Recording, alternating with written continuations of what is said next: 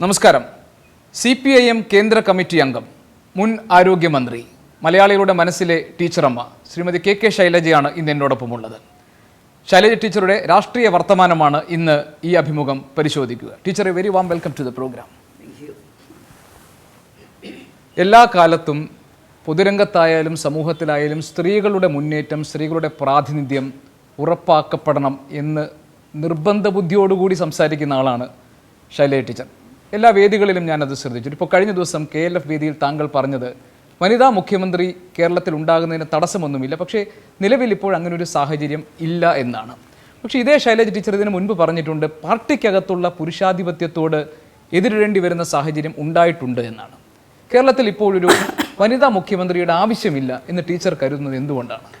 പാർട്ടിക്കകത്തുള്ള പുരുഷാധിപത്യത്തോട് നേരിടേണ്ട അനുഭവം എനിക്കുണ്ടായിട്ടുണ്ട് എന്ന് ഞാൻ പറഞ്ഞിട്ടേയില്ല. പ്രകൃതി ഫൗണ്ടേഷന്റെ പരിപാടിയിൽ പങ്കെടുത്തപ്പോൾ ടീച്ചർ ഞാൻ പറയാം എന്താ പറഞ്ഞെന്നുള്ളത്. നമ്മുടെ സമൂഹം പൊതുവെ പുരുഷാധിപത്യത്തിലൂന്നിയ സമൂഹമാണ്. പൂർണ്ണമായിട്ടും ഒരു സോഷ്യലിസ്റ്റ് സമൂഹമായിട്ട് നമുക്ക് മാറാൻ കഴിഞ്ഞിട്ടില്ല. ഞങ്ങളുടെ പാർട്ടിയുടെ പ്രധാന മുദ്രാവാക്യം തന്നെ ഇന്ത്യയിലെ ഡെമോക്രസി യഥാർത്ഥ ഡെമോക്രസിയായി മാറ്റുക. ജനകീയ ജനാധിപത്യ വിപ്ലവമാണ് ഞങ്ങളെല്ലാം പറയുന്നത്. സോഷ്യലിസ്റ്റ് വിപ്ലവം പറയാറായിട്ടില്ല. കാരണം ജനാധിപത്യം പൂർണ്ണമാകുമ്പോൾ മാത്രമേ സോഷ്യലിസത്തിലേക്കുള്ള പ്രയാണം എളുപ്പമാവുകയുള്ളൂ. അപ്പോൾ സ്വാഭാവികമായിട്ടും കേരളത്തിൽ സോഷ്യലിസ്റ്റ് ചായ്വുള്ള ഒട്ടേറെ കാര്യങ്ങൾ ചെയ്യാൻ കേരളത്തിലെ ഇടതുപക്ഷ പ്രസ്ഥാനം വരുമ്പോൾ സാധിച്ചിട്ടുണ്ട്. അത് ഏറ്റവും ജനക്ഷേമത്തിലൂന്നിയ പ്രവർത്തനങ്ങളൊക്കെയാണ്. ഞങ്ങൾ പറയുന്നത് ഇന്ത്യൻ സൊസൈറ്റി ഇപ്പോഴും ഈ പാട്രിയാർക്കൽ സൊസൈറ്റി ആയിട്ട് നിൽക്കുകയാണ്. അതിന് മാറ്റം വരണമെങ്കിൽ ഇന്ത്യൻ ഭരണാധികാരികൾ തന്നെ വലിയൊരു മാറ്റം ഉണ്ടാക്കുന്നതിന് ഇന്ത്യയിൽ സ്വീകരിക്കേണ്ടുന്ന സമീപനമുണ്ട്. എന്നാൽ കേരളത്തിൽ ഞങ്ങൾക്ക് സാധ്യമായത് ഇടതുപക്ഷം വരുമ്പോൾ ചെയ്യുന്നു. പക്ഷെ ഞങ്ങൾ അങ്ങനെയെല്ലാം ചെയ്യുമ്പോഴും ഈ മുതലാളിത്ത ഭരണ രീതി പിന്തുടരുന്ന ഇന്ത്യയിൽ ഒരു സംസ്ഥാനത്തിന് മാത്രമായിട്ട് ഒരു സോഷ്യലിസ്റ്റ് സമത്വ സമൂഹത്തിലേക്ക് നീങ്ങാൻ പറ്റില്ല. അതുകൊണ്ട് തന്നെ ഒരു മുതലാളിത്ത സമൂഹത്തിലെ പുരുഷ മേധാവിത്വപരമായ ആൺകോയ്മയിലൂന്നിയ ഒരുപാട് സമൂഹങ്ങൾ കേരളീയ സമൂഹത്തിലും നിലനിൽക്കുന്നുണ്ട്. പാർട്ടിക്കകത്ത് ഞാനോ അല്ലെങ്കിൽ ഏതെങ്കിലും വനിതാ സഖാക്കളോ മാത്രമല്ല, പാർട്ടി ആസ് എ ഹോൾ അത്തരത്തിലുള്ള പുരുഷാധിപത്യ കാഴ്ചപ്പാടുകൾ പാർട്ടി സഖാക്കൾ കൈവടിയണം, അതുണ്ടാകരുത് എന്നാണ് പറയുന്നത്. ഇതാണ് നേരത്തെ ചോദിച്ച സമയത്ത് ഞാൻ പറഞ്ഞത്. ഞങ്ങളുടെ പാർട്ടിക്കകത്ത് പുരുഷാധിപത്യപരമായ സമീപനം ഇല്ലാതാക്കാൻ നന്നായിട്ട് പാർട്ടി പരിശ്രമിക്കണം. സഖാക്കൾ ടീച്ചർ, എൻ്റെ രണ്ട് ചോദ്യങ്ങളുണ്ട്. പക്ഷേ ഞാൻ ആദ്യത്തെ ചോദ്യത്തിലേക്ക് ഞാൻ വരാം. അതിനു മുൻപ് ഇപ്പോൾ ഈ സമത്വം എന്നത് പാർട്ടിയുടെ ഒരു പ്രധാനപ്പെട്ട ഉദ്ദേശവും ലക്ഷ്യവുമാണെങ്കിൽ കമ്മ്യൂണിസ്റ്റ് പാർട്ടിക്കകത്ത് അതിന് വേണ്ടിയിട്ടുള്ള ഒരു ശ്രമങ്ങളും നടക്കുന്നില്ല എന്ന് പറയേണ്ടി വരില്ല. ഇപ്പോൾ കഴിഞ്ഞ ലോക്സഭാ തെരഞ്ഞെടുപ്പിൽ ഏറ്റവും കുറച്ച് വനിതാ സ്ഥാനാർത്ഥികളെ നിശ്ചയിച്ച പാർട്ടിയാണ് CPIM. 10 സ്ഥാനാർത്ഥികളാണ് ആകെ ഉണ്ടായിരുന്നത്. കോൺഗ്രസ് 54 വനിതാ സ്ഥാനാർത്ഥികൾ കൊടുത്തു, BJP 53 കൊടുത്തു, BSP കൊടുത്തു 24, തൃണമൂൽ കൊടുത്തു 23. CPM-നകത്തില്ല. പോളിറ്റ് ബ്യൂറോയിലെ 17 അംഗങ്ങളിൽ 2 വനിതാ അംഗങ്ങളാണുള്ളത്. കേന്ദ്ര കമ്മിറ്റിയിൽ 85 അംഗങ്ങളിൽ 15 പേരാണ് വനിതകളുള്ളത്. ഒരു CPM ജില്ലാ സെക്രട്ടറി പോലും വനിതയായിട്ടില്ല. കേരളത്തിൽ 2 വട്ടം വനിതാ മുഖ്യമന്ത്രിമാരുണ്ടാകാനുള്ള ചരിത്ര സന്ദർഭങ്ങൾ ഉണ്ടായപ്പോൾ പാർട്ടി അതിന് അനുവാദം കൊടുത്തിട്ടില്ല. പിന്നെ എങ്ങനെയാണ് കമ്മ്യൂണിസ്റ്റ് പാർട്ടി മാറ്റങ്ങൾ കൊണ്ടുവരാൻ കഴിയുക? അങ്ങനെയല്ല അതിനെ കാണേണ്ടത്. നിങ്ങളീ പറയുന്ന ന്യൂമറിക്കലായിട്ടുള്ള കാര്യങ്ങളിൽ ചിലപ്പോൾ അതിൻ്റെ അകത്ത് വസ്തുതയുണ്ടാകാം. എന്നാൽ കേരളത്തിലെ സ്ത്രീകളുടെ മുന്നേറ്റത്തിന് ഏറ്റവും കൂടുതൽ പങ്കുവഹിച്ചുള്ളത് ഇടതുപക്ഷ പ്രസ്ഥാനമാണ്. നിങ്ങൾ കാണേണ്ടത് 30കളിലും 40കളിലും ഒക്കെ കേരളീയ സമൂഹം ജാതി വ്യവസ്ഥയിൽ അധിഷ്ഠിതമായ വലിയ ഉച്ചനീചത്വങ്ങളുള്ള, സാധാരണക്കാരന് വിദ്യാഭ്യാസത്തിന് സൗകര്യമില്ലാത്ത, ആരോഗ്യ പരിപാലനത്തിന് സൗകര്യമില്ലാത്ത, ഫ്യൂഡലിസത്തിൻ്റെ ചെളിക്കുണ്ടിലാണ്ട് കിടക്കുന്ന ഒരു സമൂഹമായിരുന്നു. ആ സമൂഹത്തെ ഇന്നത്തെ നിലയിലേക്ക് ഒരു സമഭാവനയോടെ ഇന്ന് എല്ലാവർക്കും പൊതു സ്കൂളിൽ ചേരാം, സ്ത്രീക്കും പുരുഷനും. ഇവിടെ സ്ത്രീകളുടെ സാക്ഷരതയും വളരെയേറെ ഉയർന്നു. 100% സാക്ഷരത കൈവരിക്കാൻ നമുക്ക് സാധിച്ചു. 57 ഇടതുപക്ഷ ഗവൺമെൻറ് കൊണ്ടുവന്നിട്ടുള്ള ചില പരിഷ്കാരങ്ങളാണ് അതിന് അടിത്തറയിട്ടത്. ഏത് രാഷ്ട്രീയ വിദ്യാർത്ഥിയും പഠിച്ചാൽ മനസ്സിലാക്കാൻ കഴിയുന്നതേ ഉള്ളൂ. കുടിയൊഴിപ്പിക്കലിനെതിരായിട്ടുള്ള നിയമം വന്നപ്പോഴാണ് ഭൂമിയിൽ കാലൂന്നി നിൽക്കാൻ പാവപ്പെട്ട കർഷക തൊഴിലാളിക്ക് സാധിച്ചത്, കൃഷിക്കാരന് സാധിച്ചത്. എല്ലാ വിദ്യാർത്ഥികൾക്കും പഠിക്കാനുള്ള പൊതുവിദ്യാലയങ്ങളെന്ന സമീപനം ജോസഫ് മുണ്ടശ്ശേരി മാസ്റ്റർ അവതരിപ്പിച്ച വിദ്യാഭ്യാസ ബില്ലോട് കൂടിയാണ് വരുന്നത്. ഇന്ന് കേരളത്തിൽ നിങ്ങൾ നോക്കിയാൽ എല്ലാ പഞ്ചായത്തിലും LP, UP, high school, higher secondary അത് പൊതുമേഖലയിലുണ്ട്. ഒന്നുകിൽ സർക്കാർ അല്ലെങ്കിൽ സർക്കാർ എയ്ഡഡ്. നിങ്ങൾക്കൊരു ഉത്തരേന്ത്യൻ സംസ്ഥാനങ്ങളിൽ ഈ സ്ഥിതി ദർശിക്കാൻ പറ്റുമോ? ഇന്നും അവിടെ സ്ത്രീ സാക്ഷരത ഏറ്റവും പിന്നിൽ നിൽക്കുന്നത് എന്തുകൊണ്ടാണ്? അവരുടെ പാവപ്പെട്ട കുട്ടികൾക്ക് സ്കൂളിൽ ചേർന്ന് പഠിക്കാനുള്ള സർക്കാർ വിദ്യാലയങ്ങളുടെ അഭാവം തന്നെയാണ്. അപ്പോൾ നിങ്ങൾ ഏതെങ്കിലും ഒരു ന്യൂമറിക്കൽ നമ്പർ നോക്കിയിട്ട് പറയുകയല്ല വേണ്ടത്. അപ്പോൾ എന്താണ് കേരളത്തിൽ ഇടതുപക്ഷം ചെയ്തത്? EMS തൊട്ട് ഇങ്ങോട്ടുള്ള ഒരുപാട് ആളുകൾ ടീച്ചർ തന്നെ ന്യൂമറിക്കലിനെ ആശ്രയിക്കുന്നുണ്ട്. ഞാൻ അതും പറയാം. MRBയെ പോലെ VT ഭട്ടതിരിപ്പാടിനെ പോലെയൊക്കെയുള്ള ഇടതുപക്ഷ സാമൂഹ്യ പരിഷ്കർത്താക്കൾ. ആ മാറ്റം ഓരോ തവണ ഇടതുപക്ഷം വരുമ്പോഴും ഞങ്ങൾക്ക് സാധ്യമായിട്ടുള്ള എല്ലാ പുരോഗമന സമീപനങ്ങളും സ്വീകരിച്ചിട്ടുണ്ട്. പാർട്ടി കമ്മിറ്റികൾ നിങ്ങൾക്കറിയാം, കുറേ കാലമായിട്ട് പിന്നിലായി പോയവരാണ് സ്ത്രീ സമൂഹം. അതുകൊണ്ട് തന്നെ തീരുമാനമെടുക്കുന്ന അല്ലെങ്കിൽ ഉത്തരവാദിത്വം വഹിക്കേണ്ടുന്ന വേദികളിലേക്കുള്ള കടന്നുവരവ് പതുക്കെയായിരുന്നു സ്ത്രീകളുടെ. സ്ത്രീകൾ പുറത്തേക്ക് വന്നെങ്കിലും ഒരു പാർട്ടി ബ്രാഞ്ച് സെക്രട്ടറി ആവുക എന്ന് പറഞ്ഞാൽ സ്വാഭാവികമായിട്ടും ഗാർഹിക ഉത്തരവാദിത്തത്തിൽ നിന്ന് കുറേ മോചനം നേടേണ്ടതായിട്ട് വരും. അതുകൊണ്ടാണ് as a whole the society പാട്രിയാർക്കലാണ്. പക്ഷേ അവിടെയും CPM ശ്രദ്ധാപൂർവമുള്ള പ്രവർത്തനം നടത്തി. ഓരോ പാർട്ടി കോൺഗ്രസ് നടക്കുമ്പോഴും സ്ത്രീകളുടെ എണ്ണം വർദ്ധിപ്പിക്കുകയും ഉത്തരവാദിത്വമുള്ള വേദിയിലേക്ക് സ്ത്രീകളെ കൊണ്ടുവരാൻ കരുതിക്കൂട്ടി പാർട്ടി നടത്തിയ ഇടപെടലിലൂടെയാണ് കഴിഞ്ഞ പാർട്ടി കോൺഗ്രസിൻ്റെ ഭാഗമായി നടന്ന സമ്മേളനങ്ങളിൽ 3000-നടുത്ത് ബ്രാഞ്ച് സെക്രട്ടറിമാർ ഇപ്പോൾ സ്ത്രീകളാണ് കേരളത്തിൽ. പാർട്ടി ബ്രാഞ്ച് സെക്രട്ടറി ആവുക എന്ന് വെച്ചാൽ എപ്പോഴും ഒരു മീറ്റിംഗ് നടത്തിയാൽ പോരാ. രാപ്പകലില്ലാതെ ചെയ്യേണ്ടുന്ന ജോലി, ഉത്തരവാദിത്തങ്ങൾ, സമൂഹത്തിലെ ഇടപെടലുകൾ ഉണ്ട്. അപ്പോൾ വീട്ടിലെ ഉത്തരവാദിത്വം അത് ആ സ്വഭാവം ഇപ്പോഴും മാറിയിട്ടില്ല. വീട്ടിൽ കുഞ്ഞിനെ സംരക്ഷിക്കേണ്ടതും ഭക്ഷണം പാകം ചെയ്യേണ്ടതും സ്ത്രീകളാണെന്നുള്ള ഫ്യൂഡൽ കാഴ്ചപ്പാട് ഇപ്പോഴും മാറിയിട്ടില്ല. സ്ത്രീകളൊന്നും ചെയ്യേണ്ടെന്നല്ല, ഷെയർ ചെയ്യപ്പെടണം. അല്ലെങ്കിൽ ഒരു സോഷ്യലിസ്റ്റ് സമൂഹത്തിലാണെങ്കിൽ സോവിയറ്റ് റഷ്യയിലൊക്കെ വിപ്ലവം നടന്നപ്പോൾ പബ്ലിക് ലോണ്ടറിയും പൊതു അടുക്കളയെല്ലാം തുടങ്ങി സ്ത്രീകളെ ഭാരിച്ച ഗാർഹിക ഉത്തരവാദിത്വത്തിൽ നിന്ന് മോചിപ്പിച്ചുകൊണ്ടാണ് സാമൂഹ്യാധ്വാനത്തിൻ്റെ മേഖലയിലേക്ക് കൈപിടിച്ചുയർത്തിയത്. കേരളത്തിന് അതെല്ലാം ചെയ്യുമ്പോഴുള്ള പരിമിതി എന്താ? നമുക്കായിട്ട് നമ്മുടെ കാശ് വിനിയോഗിക്കാൻ അധികാരമില്ല. ഫെഡറൽ വ്യവസ്ഥയാണ്. നികുതി വിഹിതത്തിൻ്റെ ഷെയറാണ് നമുക്ക് കിട്ടുന്നത്. എല്ലാം കേന്ദ്രത്തിലേക്ക് പോയി അവിടുന്ന് വിഹിതം കിട്ടുകയാണ്. അതെത്രയാണ് കിട്ടുന്നത്? 100 രൂപ അങ്ങോട്ട് മേടിക്കുമ്പോൾ 30 രൂപ. ഒരു 50 രൂപയെങ്കിലും കിട്ടിയാലേ ഇത്തരത്തിലുള്ള സംവിധാനങ്ങൾ സൃഷ്ടിക്കാൻ ഇടതുപക്ഷത്തിനും സാധിക്കൂ. എങ്കിലും സ്ത്രീകളെ കരുതിക്കൂട്ടി മുന്നിലേക്ക് കൊണ്ടുവന്ന് പാർട്ടി ബ്രാഞ്ചിലും ലോക്കൽ കമ്മിറ്റിയിലും എല്ലാം സ്ത്രീകൾ കൂടുതൽ ഉണ്ടാകണമെന്ന നിരന്തരമായ ഇടപെടൽ. ചിലപ്പോൾ ഒരു പാർട്ടി കമ്മിറ്റി എടുക്കേണ്ട മുഴുവൻ ഉത്തരവാദിത്തങ്ങൾ വരുമ്പോൾ ഈ 2 ഉത്തരവാദിത്വവും കൂടി സ്ത്രീക്കത് കൈകാര്യം ചെയ്യാൻ വലിയ കഴിവില്ലാഞ്ഞിട്ടല്ല, അത്രയും സമയം ചിലപ്പോൾ അവർക്ക് വിനിയോഗിക്കാൻ കഴിഞ്ഞു എന്ന് വരില്ല. എങ്കിലും അത് നിലനിൽക്കെ തന്നെ മാറ്റം കൊണ്ടുവരാൻ ശ്രമിച്ചു. ഇന്ന് ഞങ്ങൾക്ക് ഒരുപാട് പാർട്ടി ലോക്കൽ സെക്രട്ടറിമാരുണ്ട്. പാർട്ടി ജില്ലാ കമ്മിറ്റികളിൽ നിർബന്ധമായിട്ടും സ്ത്രീകൾ വേണം എന്നുള്ള തീരുമാനത്തിൻ്റെ ഭാഗമായിട്ട് വന്നു. പാർട്ടി സംസ്ഥാന സെക്രട്ടേറിയറ്റിൽ നേരത്തെ എത്രയാണോ ഒരാളാണ് ഉണ്ടായിരുന്നത്.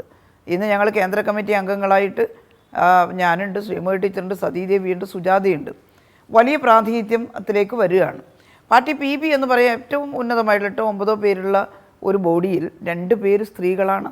അവർ വന്നിരിക്കുന്നത് ചെറിയ നമ്പറൊന്നുമല്ല. പകുതിയും വേണ്ടതെന്ന് ചോദിച്ചാൽ അവിടത്തേക്ക് വരും. ആ രീതിയിലാണ്. അപ്പോൾ ഇടതുപക്ഷം പരിഗണിച്ചതുപോലെ വളരെ വലിയ ഉത്തരവാദിത്തങ്ങൾ നിർവഹിക്കാൻ സ്ത്രീകളെ പ്രോത്സാഹിപ്പിച്ചു കൊണ്ടുവന്ന അവസ്ഥയിലായിരുന്നു. ഇനി ഒന്നുകൂടി പറയാം, അസംബ്ലിയിലും പാർലമെൻറ്റിലും നോക്കൂ, ഇവിടെ ഞങ്ങൾക്ക് സീറ്റ് കിട്ടുന്ന സമയത്ത് കിട്ടുന്ന തെരഞ്ഞെടുപ്പുകളിൽ ജയിക്കുന്ന സീറ്റുകളിൽ സ്ത്രീകളെ മത്സരിപ്പിക്കാൻ തയ്യാറായതാരാ? കഴിഞ്ഞ പ്രാവശ്യം പിന്നെ നേരത്തെ മറ്റൊരു രീതിയായിരുന്നു, ഒരു തരംഗമായിരുന്നു. അതിൻ്റെ ഭാഗമായിട്ടാണ് രാഹുൽ ഗാന്ധി അവിടെ വരുമെന്നോ ഇന്ത്യയെ രക്ഷിക്കാൻ അദ്ദേഹം ഉള്ളൂ എന്നൊക്കെ കേരളത്തിലെ ജനങ്ങളടക്കം വിശ്വസിച്ച് പോയ ആ ഘട്ടത്തിലാണ് ഞങ്ങൾക്ക് ഒരു സീറ്റ് മാത്രമായിട്ട് ചുരുങ്ങിയത്. അതുകൊണ്ടാണ് UDFൻ്റെ കുറച്ച് സ്ത്രീകൾ 2 പേര് അവിടെ, ഒരാളല്ലേ 2 പേര് അവിടെ എത്താൻ കാരണമായത്. പക്ഷെ അതിനു മുമ്പ് എപ്പോഴെങ്കിലും അങ്ങനെ സ്ത്രീകൾക്ക് അവർ അവസരം കൊടുത്തിട്ടുണ്ടോ? ഞങ്ങളുടെ ഇവരെല്ലാം പോയില്ലേ? അല്ല, ഞാൻ ഒറ്റ കാര്യം, നിയമസഭയിലെ പ്രാതിനിധ്യത്തെ കുറിച്ച് പറയുകയാണെങ്കിൽ 1996 സ്ത്രീ പ്രാതിനിധ്യം വെച്ച് നോക്കുമ്പോൾ ഇപ്പോൾ പ്രാതിനിധ്യം കുറഞ്ഞിരിക്കുകയാണ്. കമ്മ്യൂണിസ്റ്റ് പാർട്ടി ഭരിക്കുമ്പോഴും അല്ലെങ്കിൽ താങ്കൾ പറഞ്ഞതുപോലെ കമ്മ്യൂണിസ്റ്റ് പ്രസ്ഥാനങ്ങൾ കേരളത്തിൻ്റെ സാമൂഹിക പുരോഗതിക്ക് വേണ്ടി നിതാന്തം പ്രവർത്തിച്ചുകൊണ്ടിരിക്കുന്നു എന്ന് പറയുമ്പോഴും പാർട്ടി ഘടകങ്ങളിലും അതോടൊപ്പം തന്നെ പ്രാതിനിധ്യത്തിൻ്റെ കാര്യത്തിലും സ്ത്രീകളുടെ എണ്ണം കുറഞ്ഞു വരുന്നു ടീച്ചർ. മാത്രമല്ല, ഞാൻ അതാണ് കഴിഞ്ഞ ലോക്സഭാ തെരഞ്ഞെടുപ്പിലെ സ്ത്രീകളുടെ സ്ഥാനാർത്ഥിത്വത്തെക്കുറിച്ച് പാർട്ടി ഘടകങ്ങളിൽ കുറയുകയല്ല. നിങ്ങൾക്ക് ഏത് കണക്ക് പരിശോധിച്ചാലും പാർട്ടി മെമ്പർഷിപ്പിലായാലും പാർട്ടിയുടെ ഉത്തരവാദപ്പെട്ട സ്ഥാനങ്ങളിലായാലും കൂടിക്കൊണ്ടേ ഞങ്ങൾ കേന്ദ്ര നേതൃത്വത്തിലേക്കാണ്. ഇപ്പൊ പോളിറ്റ് ബ്യൂറോയിൽ കുറവാണ്, 17 പേരിൽ 2 പേര്, കേന്ദ്ര കമ്മിറ്റിയിൽ 85 പേരിൽ 15 പേര്, ഒരൊറ്റ ജില്ലാ സെക്രട്ടറി ഇല്ല ടീച്ചർ, ഒറ്റ ജില്ലാ സെക്രട്ടറി ഇല്ല. തുല്യമായ ഉത്തരവാദിത്വം എന്ന് പറഞ്ഞാൽ പാർട്ടി കമ്മിറ്റിയിൽ മാത്രം പകുതി വരലല്ല, പാർട്ടി നിർവഹിക്കുന്ന ഒരു സാമൂഹ്യ ഉത്തരവാദിത്തമാണ്. അത് ചിലപ്പോൾ ചിലരുടെ സമയം, അതുപോലെ തന്നെ കൂടുതൽ സമയം പ്രവർത്തിക്കാനുള്ള, ജോലി ഉപേക്ഷിച്ചിട്ട് വരാനുള്ള സാധ്യത. ഞങ്ങൾ ഫുൾ ടൈമർ എന്നൊക്കെ പറഞ്ഞാൽ ജോലി ഉപേക്ഷിച്ചിട്ട് വരികയാണ്. സ്ഥാനാർത്ഥികളെ നിശ്ചയിച്ച ടീച്ചർ സംതൃപ്തയാണോ? കഴിഞ്ഞ ലോക്സഭാ തെരഞ്ഞെടുപ്പിൽ ഒട്ടുമല്ല. ഞങ്ങൾ ആരും, ഞാൻ മാത്രമല്ല, പാർട്ടിക്കകത്തെ പുരുഷന്മാരായിട്ടുള്ള പാർട്ടി കമ്മിറ്റിക്ക് നേതൃത്വം കൊടുക്കുന്നവർ സംതൃപ്തരല്ല. പക്ഷേ ഒരു തെരഞ്ഞെടുപ്പ് നടത്തുമ്പോൾ ഞങ്ങൾ തീരുമാനിച്ചിട്ട് ചെല്ലും സ്ത്രീ പ്രാതിനിധ്യമൊക്കെ വർദ്ധിപ്പിക്കണമെന്ന്. ഞങ്ങൾ ഒറ്റക്കല്ല, ഇടതുപക്ഷ ജനാധിപത്യ മുന്നണിയാണ്. അതിലെല്ലാം ഒരുപാട് ചർച്ചകൾ നടത്തി സീറ്റ് വിഭജനമൊക്കെ കഴിഞ്ഞ് പിന്നെ തെരഞ്ഞെടുപ്പിൻ്റെ ഘട്ടത്തിൽ ജയിക്കുക എന്നുള്ളതൊരു പ്രധാന ഘടകമാണ്. സ്ത്രീ നന്നാ ജയിക്കില്ല എന്നുള്ളതല്ല. പക്ഷേ പല ഘടകങ്ങൾ ചർച്ച ചെയ്ത് വരുമ്പോൾ ചില ആളുകളെ അവിടെ ഇവിടെ നിർത്തേണ്ടതായിട്ട് വരുന്നു. അങ്ങനെ വരുമ്പോഴും സ്ത്രീകൾ തീരെ ഇല്ലാതായി പോകരുതെന്ന് വാശി പിടിച്ചുകൊണ്ട് ജയിക്കുന്ന സീറ്റിൽ സ്ത്രീകളെ നിർത്തണമെന്ന് വാശി പിടിച്ചുകൊണ്ട് നിർത്തി ജയിപ്പിച്ചയക്കുന്ന പാർട്ടിയാണ്. അതായത് ഞാൻ 2 ചോദ്യങ്ങളായിട്ട് ചോദിക്കും. ഒന്ന്, ഈ വരുന്ന ലോക്സഭാ തെരഞ്ഞെടുപ്പിൽ സ്ത്രീകളുടെ പ്രാതിനിധ്യം, അതായത് സ്ഥാനാർത്ഥിത്വം നൽകുന്ന കാര്യത്തിൽ പാർട്ടി കുറെ കൂടി ഉദാരമായി ഇടപെടണമെന്ന അഭിപ്രായം ടീച്ചർക്കുണ്ടോ? എനിക്ക് മാത്രമല്ല, ഞങ്ങളുടെ ഞാൻ അവിടെ പാർട്ടി എന്ന് പറയുമ്പോൾ ഞാൻ മാത്രമില്ല, എനിക്കൊരഭിപ്രായമുണ്ട്. അതെൻ്റെ പാർട്ടിക്കകത്ത് ഞാൻ പറയും. എന്നെപ്പോലെ തന്നെ ഈ കാര്യത്തിൽ അഭിപ്രായം പറയുന്നവരാണ് മുഴുവൻ പാർട്ടി സഹാക്കളും. പാർട്ടിയുടെ ഉന്നതമായ കമ്മിറ്റികളിൽ സ്ത്രീകളെ മത്സരിപ്പിക്കാൻ പാടില്ല എന്ന് പറയുന്ന സ്ത്രീ വിരുദ്ധരായിട്ടുള്ള ആരുമില്ല. നിങ്ങൾ ആരെങ്കിലും സംശയിക്കുന്നത് പോലെയല്ല. പാർട്ടിയുടെ സംസ്ഥാന സെക്രട്ടേറിയറ്റ്, പാർട്ടിയുടെ കേന്ദ്ര കമ്മിറ്റി, അവിടെയെല്ലാം ഞങ്ങൾ ഒറ്റക്കെട്ടായിട്ട് പറയുന്നത് സ്ത്രീകളുടെ പ്രാതിനിധ്യം വർദ്ധിപ്പിക്കണം എന്നാണ്. എന്നാൽ ഒരു തെരഞ്ഞെടുപ്പിൻ്റെ ചർച്ചയിലേക്ക് പോയി ചില നിർണായക ഘട്ടങ്ങളിൽ ചിലയിടത്ത് ചില സ്ഥാനാർത്ഥിയായി വരണമെന്നൊരു പൊതു തീരുമാനം എടുക്കുമ്പോൾ പാർട്ടിക്കകത്ത് സ്ത്രീകളും അങ്ങനെ ആയാലാണ് ചിലപ്പോൾ ശരിയാവുക എന്നിടത്തേക്ക് ചില പ്രത്യേക സാഹചര്യത്തിൽ വരേണ്ടതായിട്ട് വരും. അപ്പോൾ അപ്പോഴും എല്ലാ സീറ്റിൽ നിന്നും ഈ കാരണം പറഞ്ഞ് സ്ത്രീകളെ മാറ്റി നിർത്താൻ പറ്റില്ല എന്ന് തീരുമാനിക്കുന്നത് പാർട്ടിക്കകത്തെ സ്ത്രീകൾ മാത്രമല്ല, സ്ത്രീകളും പുരുഷന്മാരും അടങ്ങിയ പാർട്ടി കമ്മിറ്റിയാണ്. 1987 ഏറ്റവും പ്രധാനപ്പെട്ട ഒരു മുദ്രാവാക്യമായിരുന്നു കേരം തിങ്ങും കേരള നാട്ടിൽ KR ഗൗരി ഭരിക്കട്ടെ എന്നത്. ഗൗരിയമ്മ മുഖ്യമന്ത്രി ആയില്ല. പിന്നീട് അതേക്കുറിച്ച് പ്രകാശ് കാരാട്ട് പറഞ്ഞത് ഗൗരിയമ്മയെ മുഖ്യമന്ത്രി ആക്കുന്നതിനെക്കുറിച്ച് പാർട്ടി ആലോചിച്ചിട്ടേ ഇല്ല എന്നായിരുന്നു. അതിനുശേഷം 96-ൽ സുശീല ഗോപാലൻ്റെ പേര് ഉയർന്നു കേട്ടു. അന്ന് മുഖ്യമന്ത്രി പദത്തിന് അടുത്ത് വരെ സുശീല ഗോപാലിനെത്തി. പക്ഷേ അന്ന് MLA പോലും ആയിട്ടില്ലായിരുന്ന EK നായനാർ കേരളത്തിൻ്റെ മുഖ്യമന്ത്രിയായി. ഇത് ചരിത്രത്തിൽ അടയാളപ്പെടുത്തപ്പെട്ട സംഭവങ്ങളാണ്. ഞാനിത് ചോദിക്കാൻ കാരണം, ശൈലജ ടീച്ചർ ഇപ്പോൾ പറയുന്നു കേരളത്തിലൊരു വനിതാ മുഖ്യമന്ത്രി ഉണ്ടാകുന്നതിന് തടസ്സമൊന്നുമില്ല എന്ന്. എനിക്ക് ആ ഭാഗമാണ് ഒരു വ്യക്തതയോടുകൂടി അറിയേണ്ടത്. ഞാൻ പറഞ്ഞ ചോദ്യം ഇതൊന്നും എൻ്റെ തീരുമാനമല്ല, എൻ്റെ തീരുമാനം അല്ലാതെ ഇല്ല. കേട്ടില്ലേ ഞാൻ പറഞ്ഞത് എന്താ? CPM അങ്ങനെ ഒരു തടസ്സം പറയുന്ന പാർട്ടിയല്ല. നിങ്ങൾ പറയുന്ന ഓരോ ഘട്ടത്തിലും പാർട്ടി ഒരുമിച്ചിരുന്നിട്ട് പാർട്ടിക്കകത്തെ സ്ത്രീകളും പുരുഷന്മാരും ചേർന്നിട്ടാണ് തീരുമാനിക്കുന്നത്. ഞങ്ങളുടെ പാർട്ടിക്കകത്ത് നടക്കുന്ന എല്ലാ ചർച്ചകളും ചിലപ്പോൾ മുഴുവൻ നിങ്ങളോട് പറയാറില്ല, തീരുമാനം പറയാറുണ്ട്.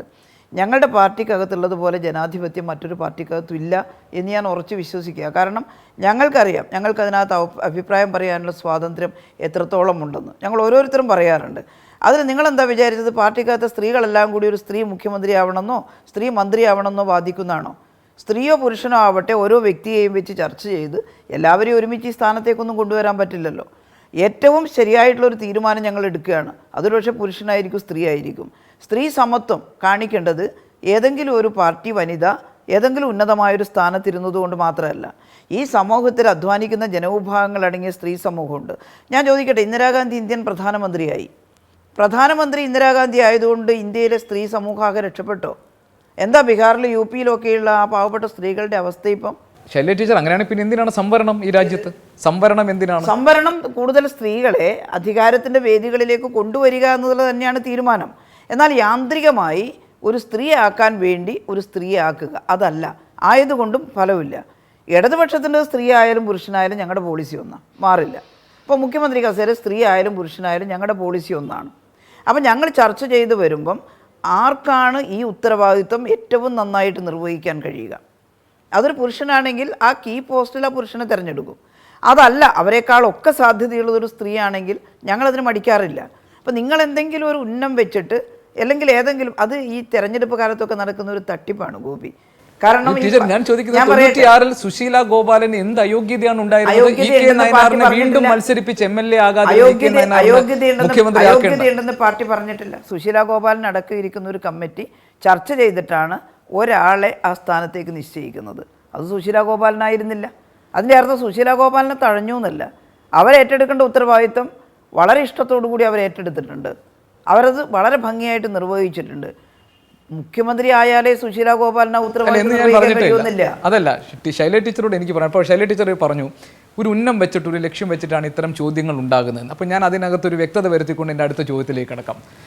ഞാൻ പറയാം, ശൈലജ ടീച്ചറിനെ കുറിച്ച് കേരളത്തിലെ പൊതുസമൂഹം പറയുന്നത് ടീച്ചർ അമ്മ എന്നാണ്. എങ്ങനെയാണ് ശൈലജ ടീച്ചർ കേരളത്തിലെ സാമാന്യമായ ജനതയ്ക്ക് ടീച്ചറമ്മയായത്? കോവിഡ് പോലെയുള്ള വളരെ പ്രതിസന്ധി നിറഞ്ഞ ഒരു കാലഘട്ടത്തിൽ ആഗോളതലത്തിൽ ശ്രദ്ധ നേടുന്ന തരത്തിൽ ഒരു പ്രവർത്തനം കാഴ്ചവെച്ചതുകൊണ്ടാണ്. അതിനുശേഷമാണ് താങ്കൾ ഒരു മന്ത്രി എന്നതിനൊക്കെ അപ്പുറത്തേക്ക് ജനങ്ങളുടെ ഹൃദയത്തിൽ ഇടം നേടിയ ഒരു രാഷ്ട്രീയ നേതാവാകുന്നത്. ഇപ്പോൾ താങ്കൾ പറഞ്ഞു ജയിക്കാൻ സാധ്യതയില്ലാത്ത സീറ്റുകളിൽ മത്സരിപ്പിക്കുക, അല്ലെങ്കിൽ സ്ത്രീകളുടെ ജയസാധ്യത. കേരളത്തിൻ്റെ റെക്കോർഡ് ഭൂരിപക്ഷത്തിൽ മട്ടന്നൂരിൽ നിന്ന് ജയിച്ച ഒരു ജനപ്രതിനിധിയാണ് ശ്രീമതി കെ കെ ശൈലജ താങ്കൾ. പക്ഷേ താങ്കൾ ഈ മന്ത്രിസഭയുടെ ഭാഗമായിരുന്നില്ല. താങ്കൾ തിരികെ കൊണ്ടുവരണം എന്ന് ജനങ്ങൾ ആവശ്യപ്പെട്ട ഘട്ടമുണ്ടായി. ഇപ്പോൾ ഒരുപക്ഷെ ജനങ്ങൾ പറയുകയാണ് കേരളത്തിൻ്റെ അടുത്ത മുഖ്യമന്ത്രിയാകാൻ യോഗ്യതയുള്ള ഒരു വനിതാ പ്രതിനിധിയാണ്, ജനപ്രതിനിധിയാണ് ശ്രീമതി കെ കെ ശൈലജ എന്ന് പറയുമ്പോൾ എന്തിന് താങ്കൾ അതിന് തടസ്സം നിൽക്കണം, എന്തിന് പ്രതിബന്ധം തീർക്കണം എന്നാണ് ഞാൻ ചോദിക്കുന്നത്. സ്വാഭാവികമായിട്ടും ഞങ്ങളുടെ തീരുമാനം അല്ലത്. ഞങ്ങളുടെ പാർട്ടി അങ്ങനെ ആലോചിച്ചിട്ടില്ല, ഞങ്ങളുടെ പാർട്ടി തീരുമാനിച്ചിട്ടില്ല. എൻ്റെ മനസ്സിൻ്റെ 4000 ഞാൻ ചിന്തിച്ചിട്ടില്ല. മാധ്യമങ്ങൾ ഉണ്ടാക്കുന്ന വാർത്തകളുടെ പിന്നാലെ പോവുകയല്ലല്ലോ ഞാൻ ചെയ്യേണ്ടത്. ഞാൻ ഒരു പാർട്ടി പ്രവർത്തകയാണ്. ഞങ്ങളുടെ പാർട്ടിക്കകത്ത് എങ്ങനെയാകണം, എന്താകണമെന്ന് ഞങ്ങൾ കൂട്ടായ തീരുമാനമാണ്. അത് ഏതെങ്കിലും ഒരു വ്യക്തിയുടെ തീരുമാനമല്ല. ഞങ്ങളുടെ തീരുമാനമാണ് ഇപ്പോൾ നടപ്പിലാകുന്നത്. ഇപ്പം നോക്കൂ, കഴിഞ്ഞ സമയത്ത് ഗോപി ചോദിച്ചു ടീച്ചറമ്മ എന്ന് എന്താണ്. സ്വാഭാവികമായിട്ടും ഒരു വളരെ ബുദ്ധിമുട്ട് നിറഞ്ഞൊരു അന്തരീക്ഷത്തിൽ അവരെ ഭയപ്പെട്ട് നിൽക്കുന്ന ഒരു സമയമായിരുന്നു കോവിഡ് നിപ്പയെല്ലാം. ആ സമയത്ത് ഞാനാണ് ആരോഗ്യമന്ത്രി. അത് എങ്ങനെയാണ്, ഞാൻ എന്താ ചെയ്യുന്നത്? കുഴപ്പമില്ല, ടീച്ചർ എന്തെങ്കിലും ഒരു പ്രതിവിധി കാണുന്നുണ്ട് ആരോഗ്യമന്ത്രി എന്നുള്ള നിലയിൽ. എൻ്റെത് മാത്രമല്ല, ഒരു ഗവൺമെൻറ്റിൻ്റെ നയമാണത്. മുഖ്യമന്ത്രിയുടെ നേതൃത്വം അതിനകത്തുണ്ട്. 100 കണക്കിന് പ്രവർത്തകരുടെ പ്രവർത്തനം അതിൽ ഉൾക്കൊണ്ടിട്ടുണ്ട്. പക്ഷേ അവരോട് ഇതിനെക്കുറിച്ച് പറയാൻ വിധിക്കപ്പെട്ടത് ഞാനാണ്. കാരണം ഇത് ഹെൽത്ത് ഇഷ്യൂ ആണ്. വേറെ എന്തെങ്കിലും ഇഷ്യൂ ആണെങ്കിൽ അങ്ങനെ ആ ഒരു വികാരപരമായിട്ടുള്ള രീതിയിൽ കാണില്ല. അപ്പോൾ സ്വാഭാവികമായിട്ടും അന്ന് എന്നെ ശ്രദ്ധിച്ചു. എന്താണ് ആരോഗ്യമന്ത്രിക്ക് പറയാനുള്ളത്? അത് ഗവൺമെൻറ് ശ്രദ്ധിച്ചിട്ടുണ്ട്, ജനങ്ങൾ മാത്രമല്ല. ആ പരിഗണന ഗവൺമെൻറ്റും തന്നിട്ടുണ്ട്. ആരോഗ്യമന്ത്രി എന്താണ് ഇതിനകത്ത് അഭിപ്രായം പറയുന്നത് എന്നുള്ളത്. എന്നാൽ എൻ്റെ തീരുമാനം മാത്രമായിരുന്നില്ല, എല്ലാ വകുപ്പുകളും ചേർന്നുള്ള ഗവൺമെൻറ് ആകെ ചെയ്യുന്ന തീരുമാനങ്ങളാണ്. പക്ഷേ ജനങ്ങൾ നിപ്പയുടെ കാലത്ത് ഞാനാണിത് പറയാനുള്ള സ്പോക്സ് പേഴ്സൺ, ഞാനാണ് പുറത്ത് പറയാനുള്ള. അപ്പോൾ ഞാനാണ് വക്താവ് ഈ കാര്യം ജനങ്ങളോട് സംവദിക്കാനുള്ള. അപ്പോൾ സ്വാഭാവികമായിട്ടും അവർക്കൊരു ബന്ധുത്വം ഫീൽ ചെയ്തിട്ടുണ്ട്. കാരണം ഞങ്ങളുടെ കാര്യങ്ങൾ പറയാനുള്ള ആൾ ഇതാണ്, എന്നെ ശ്രദ്ധിച്ചിട്ടുണ്ടാവാം. അങ്ങനെയാണ്. അല്ലെങ്കിൽ ഒരു ഗ്രാമത്തിൽ നിന്ന് വന്ന സാധാരണ സ്ത്രീയായിട്ടുള്ള ഞാൻ ഒരു വകുപ്പ് കൈകാര്യം ചെയ്താലും അത് ഇങ്ങനെയൊരു പരക്കെ അംഗീകരിക്കപ്പെടണം എന്നില്ലല്ലോ. എനിക്ക് വിമർശനമൊക്കെ ധാരാളം കിട്ടിയിട്ടുണ്ട്. ഇത്രയും ചെയ്തതിൻ്റെ ഇടയിലും എന്തെല്ലാം കുറ്റപ്പെടുത്തലുകൾ ഉണ്ടായിട്ടുണ്ട്. അതെല്ലാം നമുക്ക് തള്ളിക്കളയാൻ കഴിയുന്നതേ ഉള്ളൂ. പക്ഷേ അതുകൊണ്ട് ഞാൻ കരുതരുത് ഞാൻ വലിയ ആളായി ഒരു അല്പം കൂടുതൽ ഭൂരിപക്ഷം കിട്ടിയപ്പോൾ എന്നേക്കാൾ കൂടുതൽ കഴിവുള്ള ഒരു ഭൂരിപക്ഷമൊന്നും അല്ലല്ലോ കഴിവിൻ്റെ ഒന്നും മാനദണ്ഡം. ജനാംഗീകാരത്തിൻ്റെ ഒരു മാനദണ്ഡം അതാണ്. ജനങ്ങളുടെ അംഗീകാരമുണ്ട്. ഇപ്പം ഞങ്ങൾ ഏതെങ്കിലും ഒരു പാർട്ടിക്ക് കൂടുതൽ വോട്ട് കിട്ടിയ ആളെ മുഖ്യമന്ത്രിയാക്കുക അല്ലെങ്കിൽ മന്ത്രിയാക്കാനൊക്കെ സാധിക്കുമോ? അങ്ങനെയല്ലല്ലോ തീരുമാനിക്കുന്നത്. മികച്ച പ്രവർത്തനം കാഴ്ചവെച്ച ഒരാൾ 2ാം ഘട്ടത്തിൽ തഴയപ്പെടുക. സി സി അംഗങ്ങളല്ല, ഞാൻ ഒരു മാധ്യമപ്രവർത്തന നിലയിൽ ഞാൻ ചോദ്യങ്ങൾ ചോദിക്കുകയാണ്. സി സി അംഗമായിരുന്ന ഒരു വനിതാ പ്രതിനിധി മന്ത്രിസഭയുടെ ഭാഗമാകാതിരിക്കുക, ഏറ്റവും വലിയ ഭൂരിപക്ഷത്തിൽ ജയിച്ച ശൈലജ ടീച്ചറെ പോലെ ജനങ്ങൾക്കിടയിൽ ഏറ്റവും അധികം സ്വാധീനമുണ്ടാക്കാൻ കഴിഞ്ഞ ഒരു വനിതാ നേതാവ് മന്ത്രിസഭയുടെ ഭാഗമാകാതിരിക്കുക, പൊതുജനത്തെ സംബന്ധിച്ച് അത്ര എളുപ്പത്തിൽ ദഹിക്കുന്ന യുക്തിയായിരുന്നില്ല ഈ തീരുമാനങ്ങളൊന്നും. അത് ടീച്ചറിനെ വ്യക്തിപരമായി ബാധിച്ചിട്ടുണ്ട്. വേണ്ടാത്ത വികാരം ഉണ്ടാക്കുന്നതിൽ മാധ്യമങ്ങൾക്കൊരു പങ്കുണ്ട്. അങ്ങനെയാണ്. ഇത് എന്തുകൊണ്ട് ശൈലജ ടീച്ചറെ തഴഞ്ഞു? ശൈലജ ടീച്ചറെ തഴഞ്ഞിട്ടില്ല. ഞങ്ങളെല്ലാം കൂടി എടുത്ത തീരുമാനമാണ് ഇത്തവണ മുഖ്യമന്ത്രി ഒഴികെ ബാക്കി എല്ലാവരും പുതുമുഖമാകട്ടെ. എന്തുകൊണ്ട്? ഞങ്ങളുടെ പാർട്ടിക്കകത്ത് ഈ ശീലമുള്ള ആളുകൾ മാത്രം അല്ലല്ലോ, മറ്റുള്ളവരും ഇതെല്ലാം കൈകാര്യം ചെയ്ത് അങ്ങനെ അടുത്ത ഒരു തലമുറയെ വളർത്തിക്കൊണ്ടുവരണ്ടേ. സ്വാഭാവികമായിട്ടും ഞങ്ങൾ പാർട്ടിക്കകത്ത് കുറേ പ്രവർത്തിച്ച് ശീലമുള്ള കുറേ ആളുകളാണ്, കുറേ വർഷക്കാലങ്ങളുടെ. താരതമ്യേന ചെറുപ്പക്കാരായിട്ടുള്ള കുറേ ആളുകളെ കൂടി ഇതെല്ലാം മനസ്സിലാക്കാൻ അവർക്ക് അവസരം കൊടുക്കണ്ടേ. ഞാൻ വരുമ്പോൾ ഞാൻ പുതുമുഖമായിരുന്നു മന്ത്രിസഭയിൽ, പ്രായത്തെ കൊണ്ടല്ല ഞാൻ പറയുന്നത്. ഇത്തവണ മുഖ്യമന്ത്രി ഒഴികെ ബാക്കി എല്ലാവരും പുതുമുഖങ്ങളാവട്ടെ. ഞങ്ങൾക്ക് ആർക്കെങ്കിലും അസംതൃപ്തി ഉണ്ടായോ? ഞാൻ എന്തെങ്കിലും പറഞ്ഞോ? എൻ്റെ കൂടെയുള്ള മറ്റുള്ളവരെന്തെങ്കിലും പറഞ്ഞോ?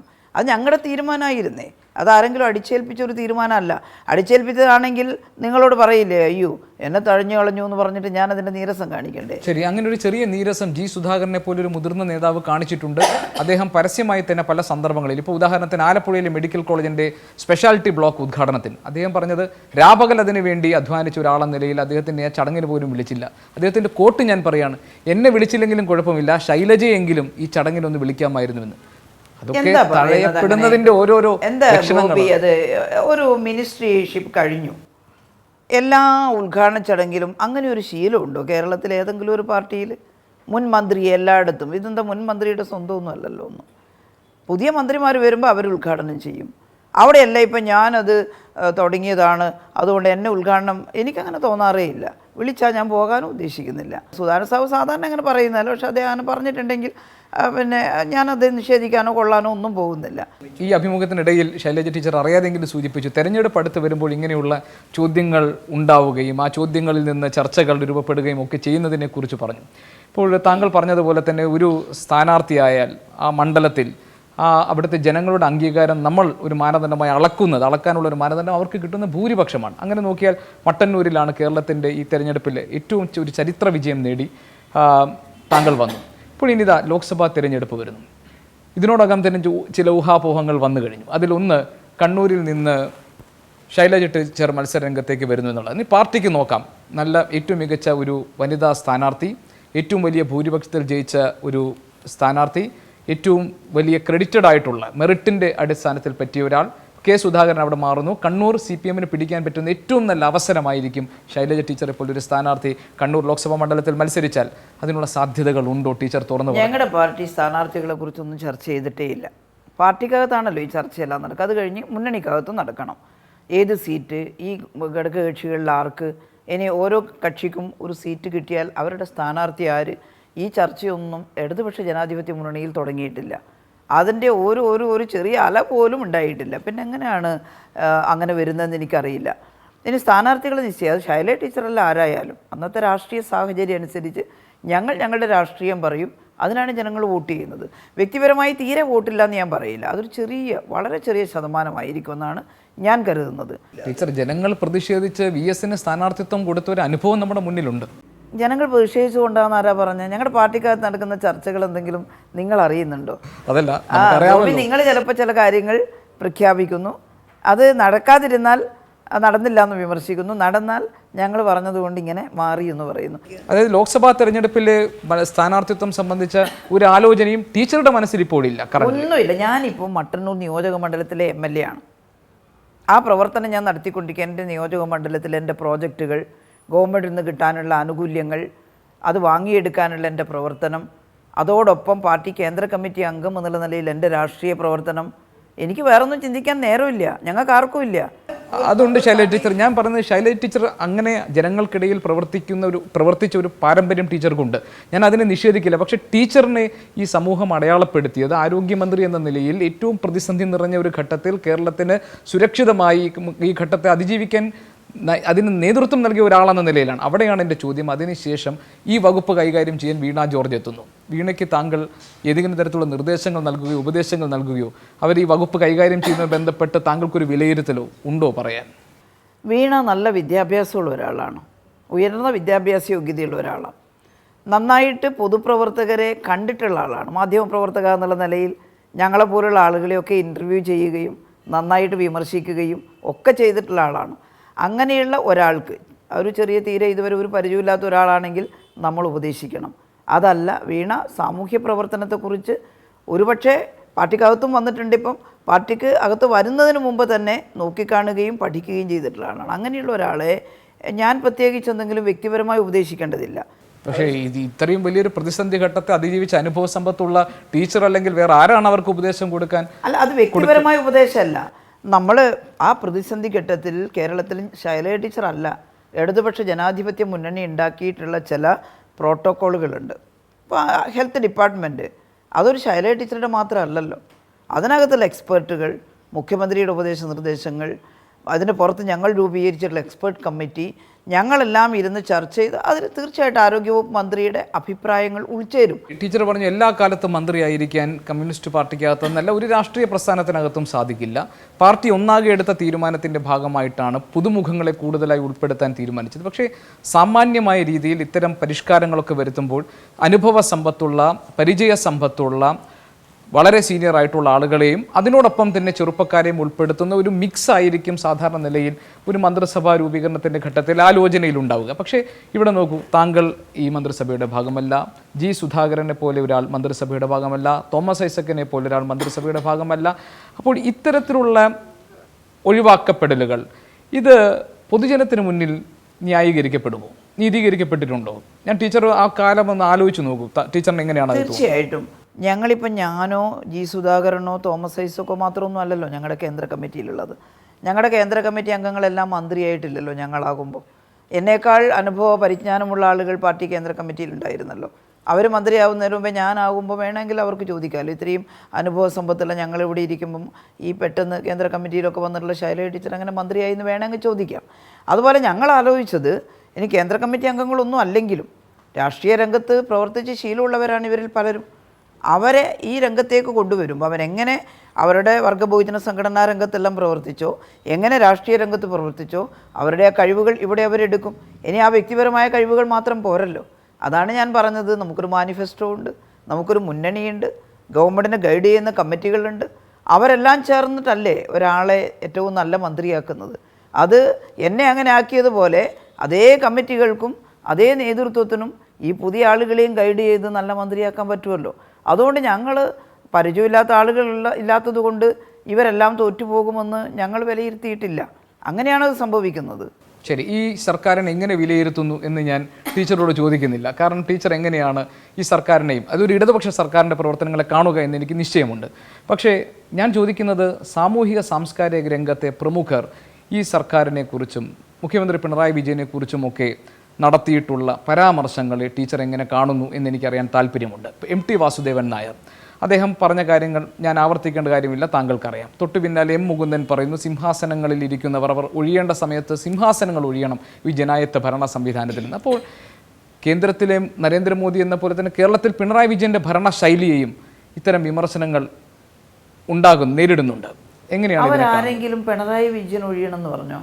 എന്നല്ല, വളരെ പ്രകടമായ രീതിയിലാണല്ലോ EMSന്റെ ഭരണ രീതികളെ കുറിച്ച് കുറിച്ച് അദ്ദേഹം പറഞ്ഞു. അതാണ് അങ്ങനെ സ്വീകരിക്കേണ്ട സമയം. അത് പിണറായി വിജയൻ സ്വീകരിക്കുന്നില്ല എന്ന് അവരെവിടെയും പറഞ്ഞിട്ടില്ല. മാത്രമല്ല ഒരു പൊതു കാര്യം എന്നുള്ള നിലയിൽ അവർ പിണറായി പോലും അങ്ങനെ പൊതു കാര്യം പറയുമ്പം അതിനെ പിണറായി എതിർത്തിട്ടില്ലല്ലോ ഇതുവരെ.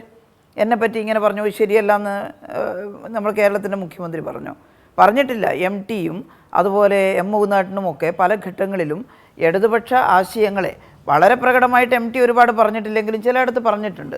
ഇടതുപക്ഷ സോഷ്യലിസ്റ്റ് ആശയങ്ങളെ അംഗീകരിക്കുന്ന ഒരു മനോഭാവം അദ്ദേഹം കാണിച്ചിട്ടുണ്ട്. അതുപോലെ തന്നെ കമ്മ്യൂണിസ്റ്റ് പാർട്ടി ഓഫ് ഇന്ത്യ മാർക്സിസ്റ്റിനെ എന്നല്ല ഞാൻ പറയുന്നത്. അത് പൊതുവെ M മുകുന്ദേട്ടൻ പലപ്പോഴും വളരെ വ്യക്തമായിട്ട് ഇടതുപക്ഷ ആശയഗതികൾ അത് തകർന്നു പോകരുതെന്ന് ആഗ്രഹമുള്ള ഒരാളാണ് അദ്ദേഹം. അപ്പോൾ അവരൊക്കെ പറഞ്ഞിട്ടുണ്ട്. അവരാരെങ്കിലും വ്യക്തിപരമായിട്ട് ഒരാളെ എടുത്തിട്ട് പറഞ്ഞു എന്ന് ഞാൻ കരുതുന്നില്ല. അവർ പൊതുവായിട്ട് പറഞ്ഞിട്ടില്ല. നമ്മളെല്ലാവരും അംഗീകരിക്കേണ്ടുന്ന പൊതുകാര്യം, പൊതുപ്രവർത്തകർ എങ്ങനെയായിരിക്കണം എന്നുള്ളതിനെക്കുറിച്ച് പറഞ്ഞാൽ അത് ഇന്ന വ്യക്തിയെ ചൂണ്ടിയാണ് പറഞ്ഞതെന്ന് വലിയ തോതിൽ മാധ്യമങ്ങൾ പ്രചരിപ്പിക്കുമ്പോഴല്ലേ മുഖ്യമന്ത്രിയെ അടുത്തിരുത്തി EMSന്റെ ഭരണകാലത്തെ പറഞ്ഞുകൊണ്ട് അദ്ദേഹം എങ്ങനെയാണ് ഒരു സ്വേച്ഛാഭരണം ഉണ്ടാകാതിരിക്കേണ്ടത് എന്ന് വിശദീകരിച്ചാൽ MT വാസുദേവൻ നായർ ആരെക്കുറിച്ച് പറഞ്ഞു എന്നാണ് ടീച്ചർ നമ്മൾ മനസ്സിലാക്കേണ്ടത്. ഞാൻ ചോദിക്കട്ടെ, പിണറായി കഴിഞ്ഞ 2016 മുതൽ 2021 വരെ കേരളത്തിൻ്റെ പുതിയ പ്രശ്നങ്ങൾ, കാരണം നേരത്തെ ഭൂപരിഷ്കരണം മുതൽ ഇങ്ങോട്ട് ഞാൻ പറഞ്ഞു, കേരളത്തിൻ്റെ പുതിയ തലമുറ അനുഭവിക്കുന്ന പ്രശ്നങ്ങൾ അത് തൊട്ടറിഞ്ഞ് അത് പരിഹരിക്കാനുള്ള മാർഗം നിർദ്ദേശിക്കുന്നതിന് നേതൃത്വം കൊടുത്തിട്ടുള്ള മുഖ്യമന്ത്രിയാണ്. അതിന് ഉദാഹരണമായിട്ട് ഞാൻ പറയാം, നമുക്ക് റവന്യൂ വരുമാനം വളരെ കുറവാണ്.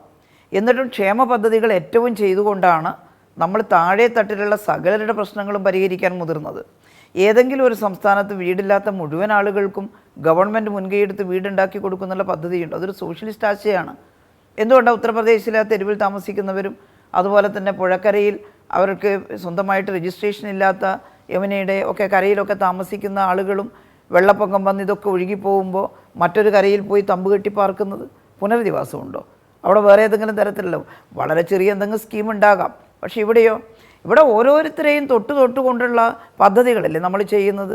ജനസംഖ്യയുടെ എല്ലാ വിഭാഗത്തെയും അവർക്ക് ഭക്ഷണം എത്തിക്കുക, റേഷൻ കടകളില്ലാത്ത ഗ്രാമങ്ങളില്ല, അവർക്ക് വിദ്യാഭ്യാസം കൊടുക്കുക, ആരോഗ്യ സ്ഥാപനങ്ങൾ വളരെ വികേന്ദ്രീകൃതമായി താഴെത്തട്ടിലടക്കം. അപ്പോൾ പിണറായി ഗവൺമെൻറ് കഴിഞ്ഞ തവണ വന്നപ്പോൾ നമ്മുടെ മുഖ്യമന്ത്രി പറഞ്ഞത് എന്താ, ഇതൊക്കെ നമുക്കുണ്ട്.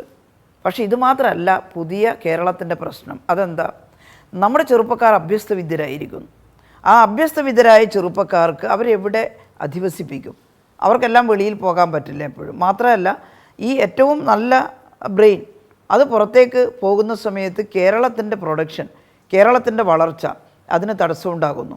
നമുക്ക് സാമ്പത്തിക വളർച്ച കൂടി കൈവരിച്ചുകൊണ്ട് മാത്രമേ ക്ഷേമ പ്രവർത്തനങ്ങൾ സസ്റ്റൈനബിളായിട്ട് നിർത്താൻ പറ്റുള്ളൂ. അതുകൊണ്ടാണ് 4 മിഷനുകൾ കൊണ്ടുവന്നത്. അതിന് നേതൃത്വം വഹിച്ചിട്ടുള്ള ആളല്ലേ പിണറായി. എന്താ അത് ഉദ്ഘോഷിക്കപ്പെടാത്തത്? നവകേരള മിഷൻ, ലൈഫ് മിഷൻ, ആർദ്രം വിദ്യാഭ്യാസ സംരക്ഷണ യജ്ഞം. ആരോഗ്യരംഗത്ത് ആരോഗ്യമന്ത്രിയായിരിക്കെ എനിക്ക് നന്നായിട്ട് പ്രവർത്തിക്കാൻ സാധിച്ചത് എന്തുകൊണ്ടാണ്? ആർദ്രം മിഷൻ ഉണ്ടായിരുന്നു. നമ്മുടെ ബഡ്ജറ്റ് വിഹിതത്തിന് വെളിയിൽ കിഫ്ബി സംവിധാനത്തിലൂടെ മുഖ്യമന്ത്രിയും ധനകാര്യ വകുപ്പ് മന്ത്രി തോമസ് ഐസക്കും എല്ലാം മുൻകൈ എടുത്തുകൊണ്ട് ആശുപത്രികൾ നവീകരിക്കാൻ കുറച്ചധികം കാശ് നല്ല രീതിയിൽ അത് ലഭ്യമായതുകൊണ്ടല്ലേ ആശുപത്രികൾ നവീകരണ പ്രക്രിയയുമായിട്ട്, അല്ലെങ്കിൽ എനിക്ക് സ്വപ്നമുണ്ടായാലും ആ സ്വപ്നം സാക്ഷാത്കരിക്കാനുള്ള അടിത്തറയുണ്ടാവുമോ? പക്ഷെ ആ കാര്യങ്ങളൊന്നും അല്ലല്ലോ ടീച്ചർ എം ടി പറഞ്ഞത് ഒരു ഭരണാധികാരി എന്ന നിലയിൽ എങ്ങനെയാണ് ഈ ജനായത്ത സംവിധാനത്തിൽ ഒരു ഭരണാധികാരിയുടെ പെരുമാറ്റ രീതികൾ എന്തായിരിക്കണം അവരുടെ. ഞാൻ ഇനിയൊരു കാര്യം ചോദിക്കട്ടെ, വളരെ ചിരിച്ചുകൊണ്ട് സംസാരിക്കുന്ന എല്ലാവരും നല്ലവരാണോ? വളരെ ഗൗരവമുള്ള എല്ലാവരും ചീത്തയാണോ? എം ടി പറഞ്ഞതിനെ നിഷേധിക്കുന്നില്ല. അദ്ദേഹം ഒരു പൊതു കാര്യം പറഞ്ഞതാണ്. അത് പിണറായി ആയാലും ഞങ്ങൾ ആരായാലും അദ്ദേഹം പറഞ്ഞതിൽ നല്ല അംശം സ്വീകരിക്കാനല്ലാതെ എം ടി അങ്ങനെ പറഞ്ഞു എന്ന് വെച്ചിട്ട് അതിലൊരു നീരസമൊന്നും പിണറായി പ്രകടിപ്പിച്ചിട്ടില്ലല്ലോ. പിണറായിയോട് പലരും ചോദിച്ചപ്പോഴേ എം ടി പറഞ്ഞിട്ടുണ്ട്, അത് നമുക്ക് സ്വീകരിക്കാൻ എന്തെങ്കിലും ഉണ്ടെങ്കിൽ സ്വീകരിക്കുക, അത് ഇന്നയാളെ കൊണ്ടൊന്നും പറഞ്ഞിട്ടില്ലല്ലോ. എന്തിനാ വെറുതെ നമ്മളെ ഏറ്റെടുക്കുന്നത്? അത് അതിനകത്ത് സ്വീകരിക്കാൻ എന്തെങ്കിലും ഉണ്ടോ CPI-ന്? അങ്ങനെ ഉണ്ടെന്ന് ഞാൻ പറഞ്ഞു. അല്ല, ഉണ്ടോ എന്ന് ഞാൻ ചോദിക്കുകയായിരുന്നു. എല്ലാവർക്കും ഉണ്ടാവുമല്ലോ ഒരു പൊതുതത്വം, അതിന് നമ്മളാരും എക്സെപ്ഷൻ അല്ലല്ലോ. അതെന്താ കോൺഗ്രസിൻ്റെ ലീഡേഴ്സിനെ കൊണ്ട് പറഞ്ഞതാണെന്ന് തോന്നാത്തത്, അല്ലെങ്കിൽ നരേന്ദ്രമോദിയെ കൊണ്ട് പറഞ്ഞതാണെന്ന് തോന്നരുത്. അങ്ങനെയൊന്നുമല്ല, ആരെയും ചൂണ്ടിയിട്ടല്ല എം ടി പറഞ്ഞത്. എം ടി നമ്മുടെ പ്രിയപ്പെട്ട എഴുത്തുകാരനാണ്, ഒക്കെ വളരെയേറെ ബഹുമാനിക്കുന്നയാളാണ്. അത് കാരണം വെച്ചാൽ എം ടി ഉദാഹരിച്ചത് ഇടതുപക്ഷത്തിൽ ഏറ്റവും സൈദ്ധാന്തികനായ കമ്മ്യൂണിസ്റ്റ് പാർട്ടിയുടെ നേതാവ് എന്നുള്ള നിലയിലല്ലല്ലോ എം ടി ഉദാഹരിച്ചത്. EMS ഒരു നല്ല ഭരണാധികാരിയായിരുന്നു, നല്ല രീതികൾ കേരളത്തിന് കാട്ടിത്തന്നു. EMS കാട്ടിത്തന്നത് ഇടതുപക്ഷം മാത്രം പിന്തുടരണം എന്നല്ല ഞങ്ങൾ കരുതുന്നത്. EMS കാട്ടിത്തന്നത് കേരളത്തിൽ എല്ലാവരും പിന്തുടരണം എന്നാണ്. ടീച്ചർ കമ്മ്യൂണിസ്റ്റ് മുഖ്യമന്ത്രി അടുത്തിരുത്തിയാണ് എം ടി ഇതെല്ലാം പറഞ്ഞത്. അതെ, ആ സമയത്ത് അടുത്തിരിക്കുന്നത് കേരളം ഭരിക്കുന്ന ഇപ്പോൾ കമ്മ്യൂണിസ്റ്റ് ആയതുകൊണ്ട് കമ്മ്യൂണിസ്റ്റ് മുഖ്യമന്ത്രിയാണ്. ഒരുപക്ഷെ എം ടി ഇത് പറയുന്ന സമയത്ത് വേറൊരു മുഖ്യമന്ത്രിയാണ് ഇരിക്കുന്നതെങ്കിൽ അദ്ദേഹത്തെക്കുറിച്ച് ആകുമായിരുന്നു അത്. എം ടി അങ്ങനെ ഒരു വ്യക്തിയെ ചൂണ്ടിയിട്ടൊന്നും പറയുന്ന ആളല്ല. എം ടി വാസുദേവൻ നായരെ കുറിച്ച് നമുക്കറിയില്ലേ. എന്നാൽ അദ്ദേഹം പറയാനുള്ള ആശയം കൺവേ ചെയ്യുന്ന ആളാണ്. അത് ആ അർത്ഥത്തിലെടുത്താൽ മതി. അതുകൊണ്ട് പിണറായി വളരെ മോശക്കാരനാണെന്ന് എം ടി പറയുമോ? അങ്ങനെ പറയില്ല എന്നാണ് എൻ്റെ അഭിപ്രായം. ശരി, ഇനി മുതിർന്ന നേതാക്കളെ ഇപ്പോൾ ജി സുധാകരൻ അദ്ദേഹം പല പ്രസംഗങ്ങളിൽ ഇടയിൽ പ്രത്യേകിച്ചും പിന്നിൽ നിന്ന് കുത്തുന്ന പ്രവർത്തകരെ കുറിച്ച് അദ്ദേഹം പറയുന്നുണ്ട്, അല്ലെങ്കിൽ പാർട്ടിയിലെ സഹപ്രവർത്തകരെ കുറിച്ച് അദ്ദേഹം പറയുന്നുണ്ട്. അതേസമയം തന്നെ മുഖ്യമന്ത്രിയെ പ്രകീർത്തിക്കുന്ന പാട്ടുകൾ വരുന്നു, അദ്ദേഹത്തെ സൂര്യനോട് ഉപമിക്കുന്നു, അദ്ദേഹത്തെ പരുന്തിനോട് ഉപമിക്കുന്നു. അങ്ങനെ ഒരു വ്യക്തിപൂജ മുഖ്യമന്ത്രിയുടെ പേരിൽ ഉണ്ടാകുന്നതും വ്യാപകമായി കേരളത്തിൽ ചർച്ചയാവുകയും വിമർശിക്കപ്പെടുകയും ചെയ്യുന്നുണ്ട്. ഈ പ്രവണതയെക്കുറിച്ച് ടീച്ചറിന് എന്താണ് അഭിപ്രായം? അത് മുഖ്യമന്ത്രി ആയാലും ഞങ്ങളുടെ പാർട്ടിയിലെ ഏത് നേതാക്കളായാലും പറഞ്ഞിട്ടുള്ള കാര്യമുണ്ട്. ഞങ്ങളാരും വ്യക്തിപരമായിട്ടുള്ള അത്തരം പ്രകീർത്തനങ്ങളെ അതിൻ്റെ പുറകെ പോകുന്നവരല്ല. പിണറായി ഒട്ടുമല്ല. നിങ്ങളതാണ് കാണേണ്ടത്. അത്തരത്തിലുണ്ടായിട്ടുണ്ടാവാൻ ചിലയിടത്തെല്ലാം. പക്ഷേ അത് അംഗീകരിച്ചിട്ട് അതിനെ പ്രോത്സാഹിപ്പിക്കാൻ ഈ പാർട്ടിക്കകത്ത് ആരെങ്കിലും പുറപ്പെടുന്നുണ്ടോ? എന്തെല്ലാം ആളുകളെ കൊണ്ട് ഓരോരുത്തരെ കൊണ്ട് പറയുന്നു. അത് പിണറായി കൊണ്ടൊരു പാർട്ടി വന്നത് മാത്രം നിങ്ങളത് ചർച്ചയാക്കുന്നത് എന്തുകൊണ്ടാണ്? അതിൻ്റെ ആവശ്യമുണ്ട്. അതിൽ അഭിരമിച്ചിട്ടുണ്ടോ ഈ പാർട്ടി? അല്ലെങ്കിൽ കേരളത്തിൻ്റെ മുഖ്യമന്ത്രി പിണറായി? ഇല്ലല്ലോ. പിന്നെ എന്തിനാ അത് നമ്മൾ അതുമാത്രമായിട്ട് എടുക്കുന്നത്? സൂര്യനോട് ഉപമിച്ചത് CPM സംസ്ഥാന സെക്രട്ടറി MV ഗോവിന്ദനാണ്. അദ്ദേഹം പറഞ്ഞത് എന്താ യഥാർത്ഥത്തിൽ? നമ്മൾ സാധാരണ പറയാറില്ലേ, വലിയ ആക്രമണം ഒരാൾക്ക് നേരെ ഉണ്ടാകുമ്പോൾ അതിനെ ചെറുക്കാനുള്ള ഊർജ്ജമുള്ള ഒരാളാണ് പിണറായി. എന്തെല്ലാം ആക്രമണങ്ങളാണ് വരുന്നത്. അങ്ങനെ ആക്രമണം ഉണ്ടാകുമ്പോൾ അതിൽ പതറിപ്പോകുന്ന ഒരാളല്ല എന്ന് പറയാൻ, ആ ഊർജ്ജത്തെക്കുറിച്ച് പറയാൻ വേണ്ടി മാത്രമല്ലേ പറഞ്ഞല്ലാണ്ട് മന്നവേന്ദ്ര വിളങ്ങുന്നു, ചന്ദ്രനെ പോലെ നിൽമുഖം എന്ന് പറയുന്നതിന് സമാനമായിട്ടാണോ MV ഗോവിന്ദ മാഷ് പറഞ്ഞത്? വ്യക്തിപൂജയെ ഒരിക്കലും പാർട്ടി അംഗീകരിക്കില്ല. പാർട്ടി അംഗീകരിക്കാറില്ല. എന്നാൽ ഏതെങ്കിലും ഒരു വ്യക്തിയെ കൊണ്ട് നല്ലത് പറഞ്ഞു എന്ന് വെച്ചിട്ട് അത് ആകെ അപകടമായിട്ട് അയാളെ പിടിച്ച് ക്രൂശിക്കാൻ അങ്ങനെയല്ല. അമിതമായിട്ട് വലിയ തോതിൽ ഒരാളെ മാത്രം പുകഴ്ത്തുക, അതിൻ്റെ പിന്നാലെ ഈ പുകഴ്ത്തൽ കേൾക്കുന്നയാൾ ചെല്ലുക, അതൊന്നും പാർട്ടിക്കകത്ത്. അങ്ങനെ ടീച്ചറുടെ സ്വന്തം അനുഭവത്തിലും അങ്ങനെ എന്തെങ്കിലും ഉണ്ടായിട്ടുണ്ടോ? അതായത് ഇപ്പോൾ ഞാൻ നേരത്തെ പറഞ്ഞതുപോലെ ടീച്ചറമ്മ എന്നത് സ്നേഹത്തോടു കൂടി ആളുകൾ വിളിക്കുന്നതാണ്. താങ്കളെയും ആ നിലയിൽ കേരളത്തിലെ ഞാൻ നേരത്തെ പറഞ്ഞ പോലെ കോവിഡ് കാലത്ത് ഏറ്റവും അധികം ശക്തിയായി ഇതിനെ പ്രതിരോധിക്കാൻ നിന്ന ആൾ എന്ന നിലയിലൊക്കെയുള്ള പ്രകീർത്തനം കേട്ടിട്ടുണ്ട്. അതും പാർട്ടി സഹിഷ്ണുതയോടുകൂടി കൈകാര്യം ചെയ്തില്ല എന്നാണോ? എന്നോട് എൻ്റെ പാർട്ടി ഇതുവരെ അതിലെന്തെങ്കിലും കുഴപ്പമുണ്ടെന്നോ അല്ലെങ്കിൽ അതിലെന്തെങ്കിലും ഗുണമുണ്ടെന്നോ പറഞ്ഞിട്ടില്ല. എല്ലാവരും ടീച്ചർമാന്നൊന്നും വിളിക്കാറില്ല. കോവിഡ് നിപ്പ എല്ലാം വന്നപ്പോൾ അതിനകത്ത് അവർ ദിവസവും കാണുന്ന മുഖം എൻ്റെതാണ്. അപ്പോൾ ഈ ഒരു ആപത്തിൽ നിന്ന് കരകയറാൻ ടീച്ചറിൻ്റെ നേതൃത്വത്തിലൊരു വകുപ്പ് അവിടെയുണ്ട്. അവരെന്തൊക്കെയോ ചെയ്തുകൊണ്ടിരിക്കുന്നുണ്ട്. അതുകൊണ്ട് നമുക്ക് സമാധാനമായിട്ട് കിടന്നുറങ്ങാമെന്ന് ചിന്തിച്ച ഒരുപാട് ആളുകളുണ്ട്. ആ സ്നേഹപ്രകടനമാണ് ടീച്ചർ അമ്മ എന്ന് പറഞ്ഞ് അതെല്ലാ കാലം വിളിക്കുന്നൊന്നും എനിക്ക് തോന്നുന്നില്ല. പക്ഷേ അങ്ങനെ വിളിച്ചിട്ടുണ്ട്. ആ വിളിച്ചതിന് നിങ്ങൾ എന്താ ടീച്ചർ അമ്മ എന്ന് വിളിച്ചതെന്നുകൊണ്ട് എൻ്റെ പാർട്ടിയിൽ ഒരു നേതാവ് എന്നെ ശാസിച്ചിട്ടില്ല, എൻ്റെ പാർട്ടി കമ്മിറ്റി ശാസിച്ചിട്ടില്ല. എന്നാലോ ടീച്ചർ വലിയ ആളായി പോയി ടീച്ചർ അമ്മ എന്നൊക്കെ വിളിച്ചിട്ടെന്ന് എന്നോട് പറഞ്ഞിട്ടുമില്ല. ഇതിൻ്റെ എല്ലാം ഇടയിലൊരു രീതിയുണ്ട് ഗോപി. അതാണ്, ഞങ്ങൾ കമ്മ്യൂണിസ്റ്റുകാരാണല്ലോ. വിളി വന്ന ഉടനെ തന്നെ എന്താ എന്നെ എങ്ങനെ വിളിച്ചതെന്ന് കണ്ണുരുട്ടാൻ പോകേണ്ട കാര്യമില്ല. വിളി വന്ന ഉടനെ തന്നെ ഞാൻ ഇനി എല്ലാവർക്കും മേലെയായി എന്ന് അഹങ്കരിക്കേണ്ട കാര്യവുമില്ല. അതെല്ലാം കൊടുക്കൽ വാങ്ങലാണ് ജനങ്ങൾ. ടീച്ചറമ്മ ആവട്ടെ ഇനി കേരളത്തിന്റെ മുഖ്യമന്ത്രി എന്ന് പറയുന്നവരോട് ശൈലജ ടീച്ചർ എന്ത് പറഞ്ഞു? അതൊക്കെ ഈ മീഡിയയിലൂടെ വരുന്ന ഈ ചർച്ചയുടെ ഒക്കെ ഭാഗമായിട്ട് അങ്ങനെ ഒരു ചർച്ചയും സമൂഹത്തിൽ ഉണ്ടായിട്ടില്ല. കേട്ടില്ല, സീരിയസ് ആയിട്ടുള്ള അങ്ങനെ ഒരു എന്തിനാ സമൂഹം അങ്ങനെ ചർച്ച ചെയ്യുന്നത്? പക്ഷെ എൻ്റെ ചോദ്യം, ശൈലജ ടീച്ചർ മുഖ്യമന്ത്രിയാകണമെന്ന് ആളുകൾ പറഞ്ഞു വന്ന ഒരു അഭിപ്രായത്തെ കുറിച്ചാണ്. അതിനെ ടീച്ചർ എങ്ങനെ കാണുന്നു? അങ്ങനെ ഒരുപാട് ആളുകളൊന്നും അഭിപ്രായം പറഞ്ഞിട്ടില്ല. നിങ്ങൾ എപ്പോഴെങ്കിലും ഒരു മാധ്യമ പ്രവർത്തകനായി ഞാൻ പറയും, ഒരു വാർത്ത ക്രിയേറ്റ് ചെയ്യാൻ വേണ്ടി നിങ്ങൾ എന്തെങ്കിലും ഒരു കാര്യം പറയുമ്പോൾ ആരെങ്കിലും രണ്ടാൾ പറഞ്ഞാൽ ആ രണ്ടുപേരല്ല കേരളത്തിലെ ജനത. അത് മനസ്സിലാക്കുക. 3.5 കോടി ജനങ്ങളുണ്ട് ഇവിടെ. ശൈലജ ടീച്ചർ, ഈ കോവിഡ് പ്രതിരോധത്തിന്റെ കാര്യത്തിൽ വലിയ നേട്ടം കൈവരിക്കുമ്പോഴും വലിയ പ്രശംസ നേടുമ്പോഴുമൊക്കെ അഴിമതി ആരോപണങ്ങൾ ടീച്ചർ നില ഉന്നയിക്കപ്പെട്ടു. ഇപ്പോൾ PPE കിറ്റിന്റെ കാര്യത്തിൽ വലിയ അഴിമതി അതിനകത്ത് നടന്നിട്ടുണ്ടെന്ന ആക്ഷേപങ്ങളുണ്ടായി. ടീച്ചർ അതിനെ എങ്ങനെയാണ് കണ്ടത്? 5 കൊല്ലത്തെ എൻ്റെ പ്രവർത്തനത്തിനിടയിൽ ഉണ്ടായിട്ടുള്ള ഒരേ ഒരു അഴിമതി ആരോപണമായിരുന്നു അത്. നിങ്ങൾ ആലോചിച്ച് നോക്കൂ. വളരെ വ്യക്തമായിട്ട് അസംബ്ലിയിൽ ഇതിന് മറുപടി പറഞ്ഞിട്ടുണ്ട്. ഞാനല്ല, കേരളത്തിൻ്റെ മുഖ്യമന്ത്രി പറഞ്ഞിട്ടുണ്ട്. അപ്പോൾ കഴിഞ്ഞ എൻ്റെ കാലത്ത് തന്നെ ആരോപണം വന്നു. എന്താ ഗോപി ആരോപണം? മറക്കരുത് കാര്യങ്ങൾ. കേരളത്തിലെ ജനത അങ്ങനെ എളുപ്പത്തിൽ മറക്കുമെന്ന് എനിക്ക് തോന്നുന്നില്ല. എന്നെ എതിർക്കാൻ ആഗ്രഹിക്കുന്ന ചിലർ കുത്തിപ്പൊക്കുന്ന ഒരു കാര്യമാണ്. അവരെല്ലാം മറന്നാലും ആ 2020 കോവിഡിൻ്റെ കാലത്തെ പ്രവർത്തനം, ഗോപി നേരത്തെ പറഞ്ഞത് മുഴുവൻ അതിൻ്റെ ഭാഗമായിട്ടാണല്ലോ. ജനങ്ങളുടെ മനസ്സിൽ എന്തെങ്കിലും ഒരു അംഗീകാരം ഉണ്ടെങ്കിൽ അത് വരുന്നത്. ഇപ്പോൾ കോവിഡ് ആദ്യം റിപ്പോർട്ട് ചെയ്യുന്നത് കേരളത്തിലാണ്, ഇന്ത്യയിൽ. അങ്ങനെ റിപ്പോർട്ട് ചെയ്തപ്പോൾ നമുക്കിതിനെ പ്രതിരോധിക്കാനുള്ള തന്ത്രങ്ങൾ മെനയുകയാണ് നമ്മുടെ രീതി. എങ്ങനെയാണ് പ്രതിരോധിക്കുക? കോവിഡിനെ തടയണമെങ്കിൽ പ്രൊട്ടക്ഷൻ വേണം. ആദ്യം പ്രൊട്ടക്ഷൻ കൊടുക്കേണ്ടത് ആർക്കാ? 1ാം നിര വർക്കേഴ്സിനാണ്, ആരോഗ്യ പ്രവർത്തകർക്ക്. അവർക്ക് ഈ രോഗികളെ സമീപിക്കുമ്പോൾ പേഴ്സണൽ പ്രൊട്ടക്ഷൻ എക്യുപ്മെൻറ്റ്സ് വേണം, എല്ലാം വേണം. കയ്യുറകൾ അടക്കം അടങ്ങിയ പേഴ്സണൽ പ്രൊട്ടക്ഷൻ എക്യുപ്മെൻറ്റ്സ്, പിന്നെ കുറേ മെറ്റീരിയൽസ് ആവശ്യമാണ്. അപ്പോൾ കേരളത്തിൻ്റെ കയ്യിൽ അന്ന് കുറച്ച് PPE കിറ്റുകൾ, നേരത്തെ നിപ്പയുടെ സമയത്ത് ഞാൻ പറഞ്ഞു, ഡോക്ടർ ഷംഷീർ വയലിലൊരു വിമാനം ചാർട്ട് ചെയ്ത് കുറേ PPE കിറ്റുകൾ അയച്ചു തന്നിരുന്നു. അന്ന് നമുക്ക് മാത്രമേ ഉള്ളൂ നിപ്പ. പിന്നെ ഗൾഫിലും എല്ലാം കോവിഡ് ഉണ്ട്. അതുകൊണ്ട് എവിടെയെങ്കിലും ചോദിച്ചിട്ട് നമുക്കാരും അയച്ചു തരാനില്ല.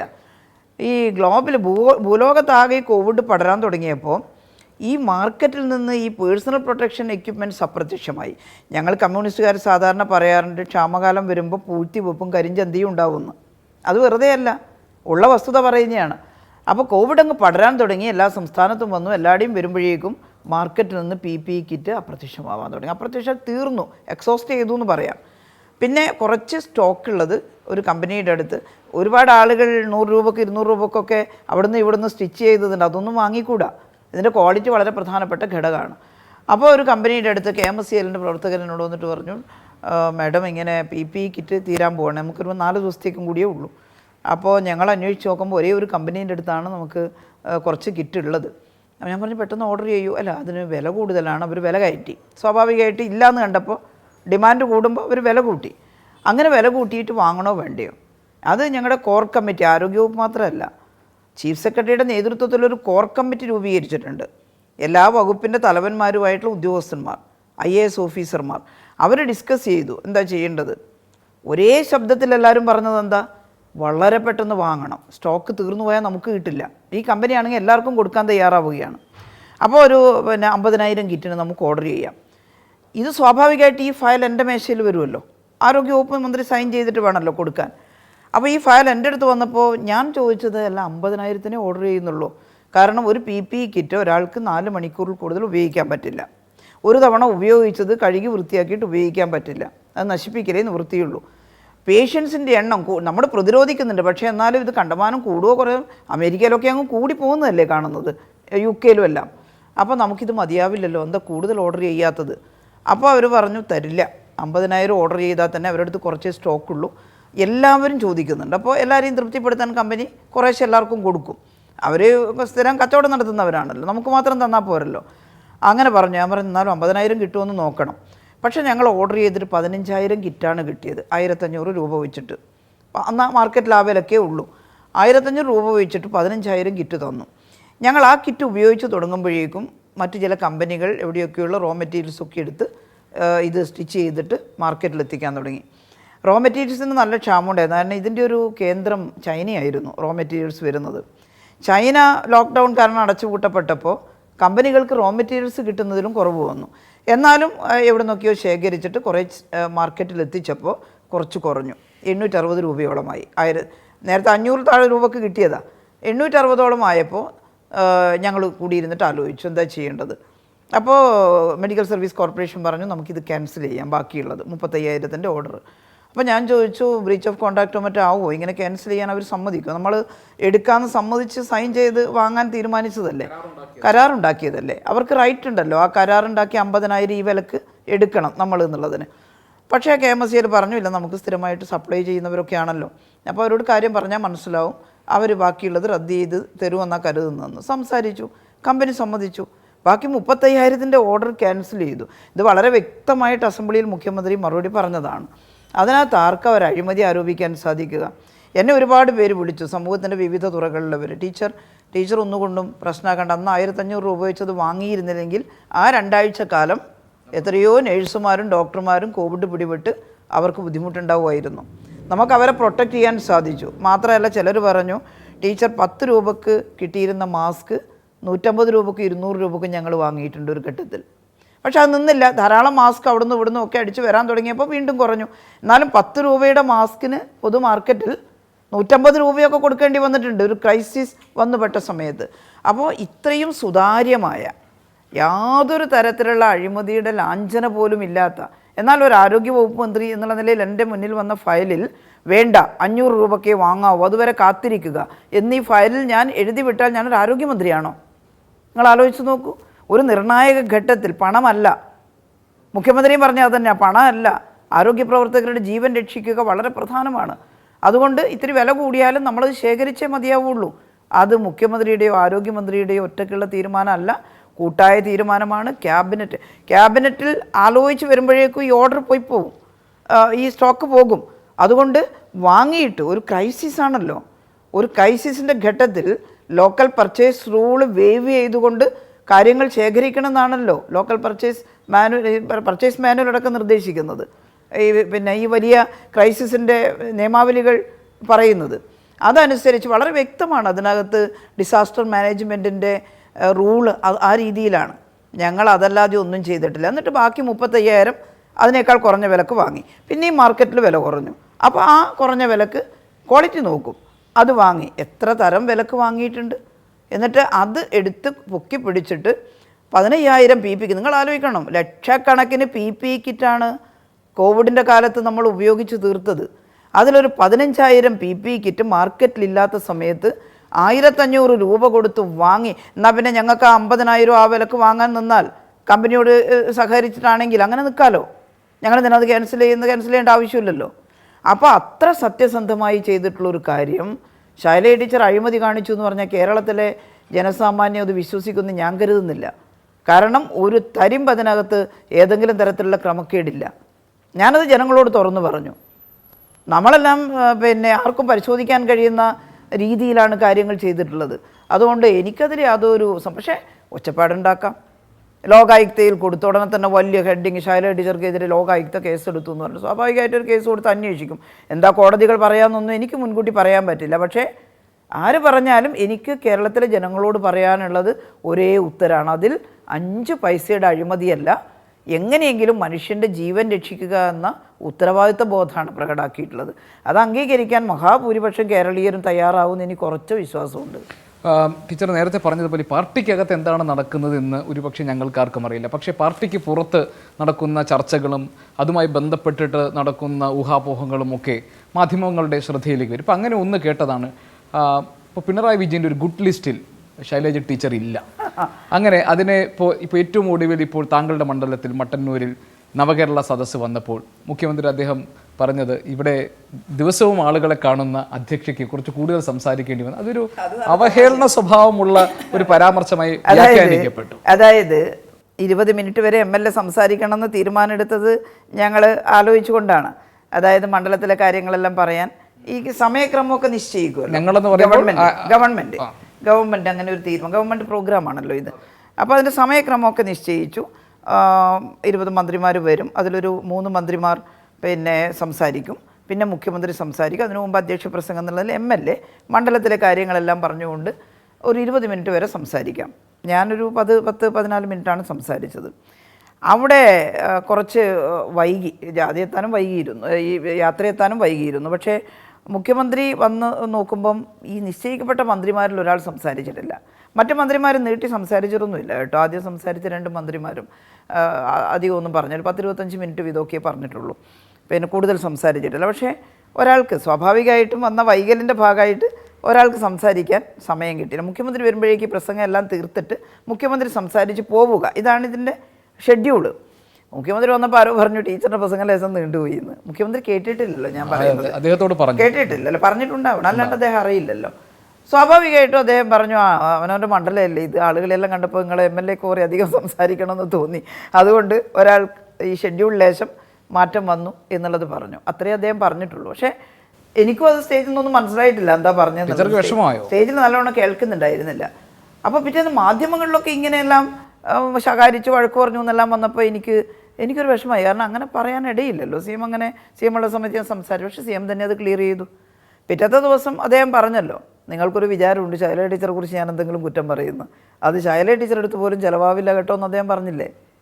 അങ്ങനെയാണെങ്കിൽ അദ്ദേഹം പറയുമോ? അങ്ങനെ എന്തെങ്കിലും ഒരു അഭിപ്രായം ആരെങ്കിലും പറയുന്നത് കേൾക്കുമ്പം അതിനെല്ലാം പ്രതികരിക്കുന്ന ഒരാളാണോ മുഖ്യമന്ത്രി? ഗുഡ് ലിസ്റ്റിലുണ്ട് തീർച്ചയായിട്ടും. അദ്ദേഹത്തിൻ്റെ ഗുഡ് ലിസ്റ്റിൽ ഉള്ളത് കൊണ്ടല്ലേ ഞാൻ പിന്നെ പാർട്ടിക്കകത്തും എല്ലാം വളർന്നു വരാനുള്ള ഒരു ഘടകം അതും കൂടിയാണല്ലോ.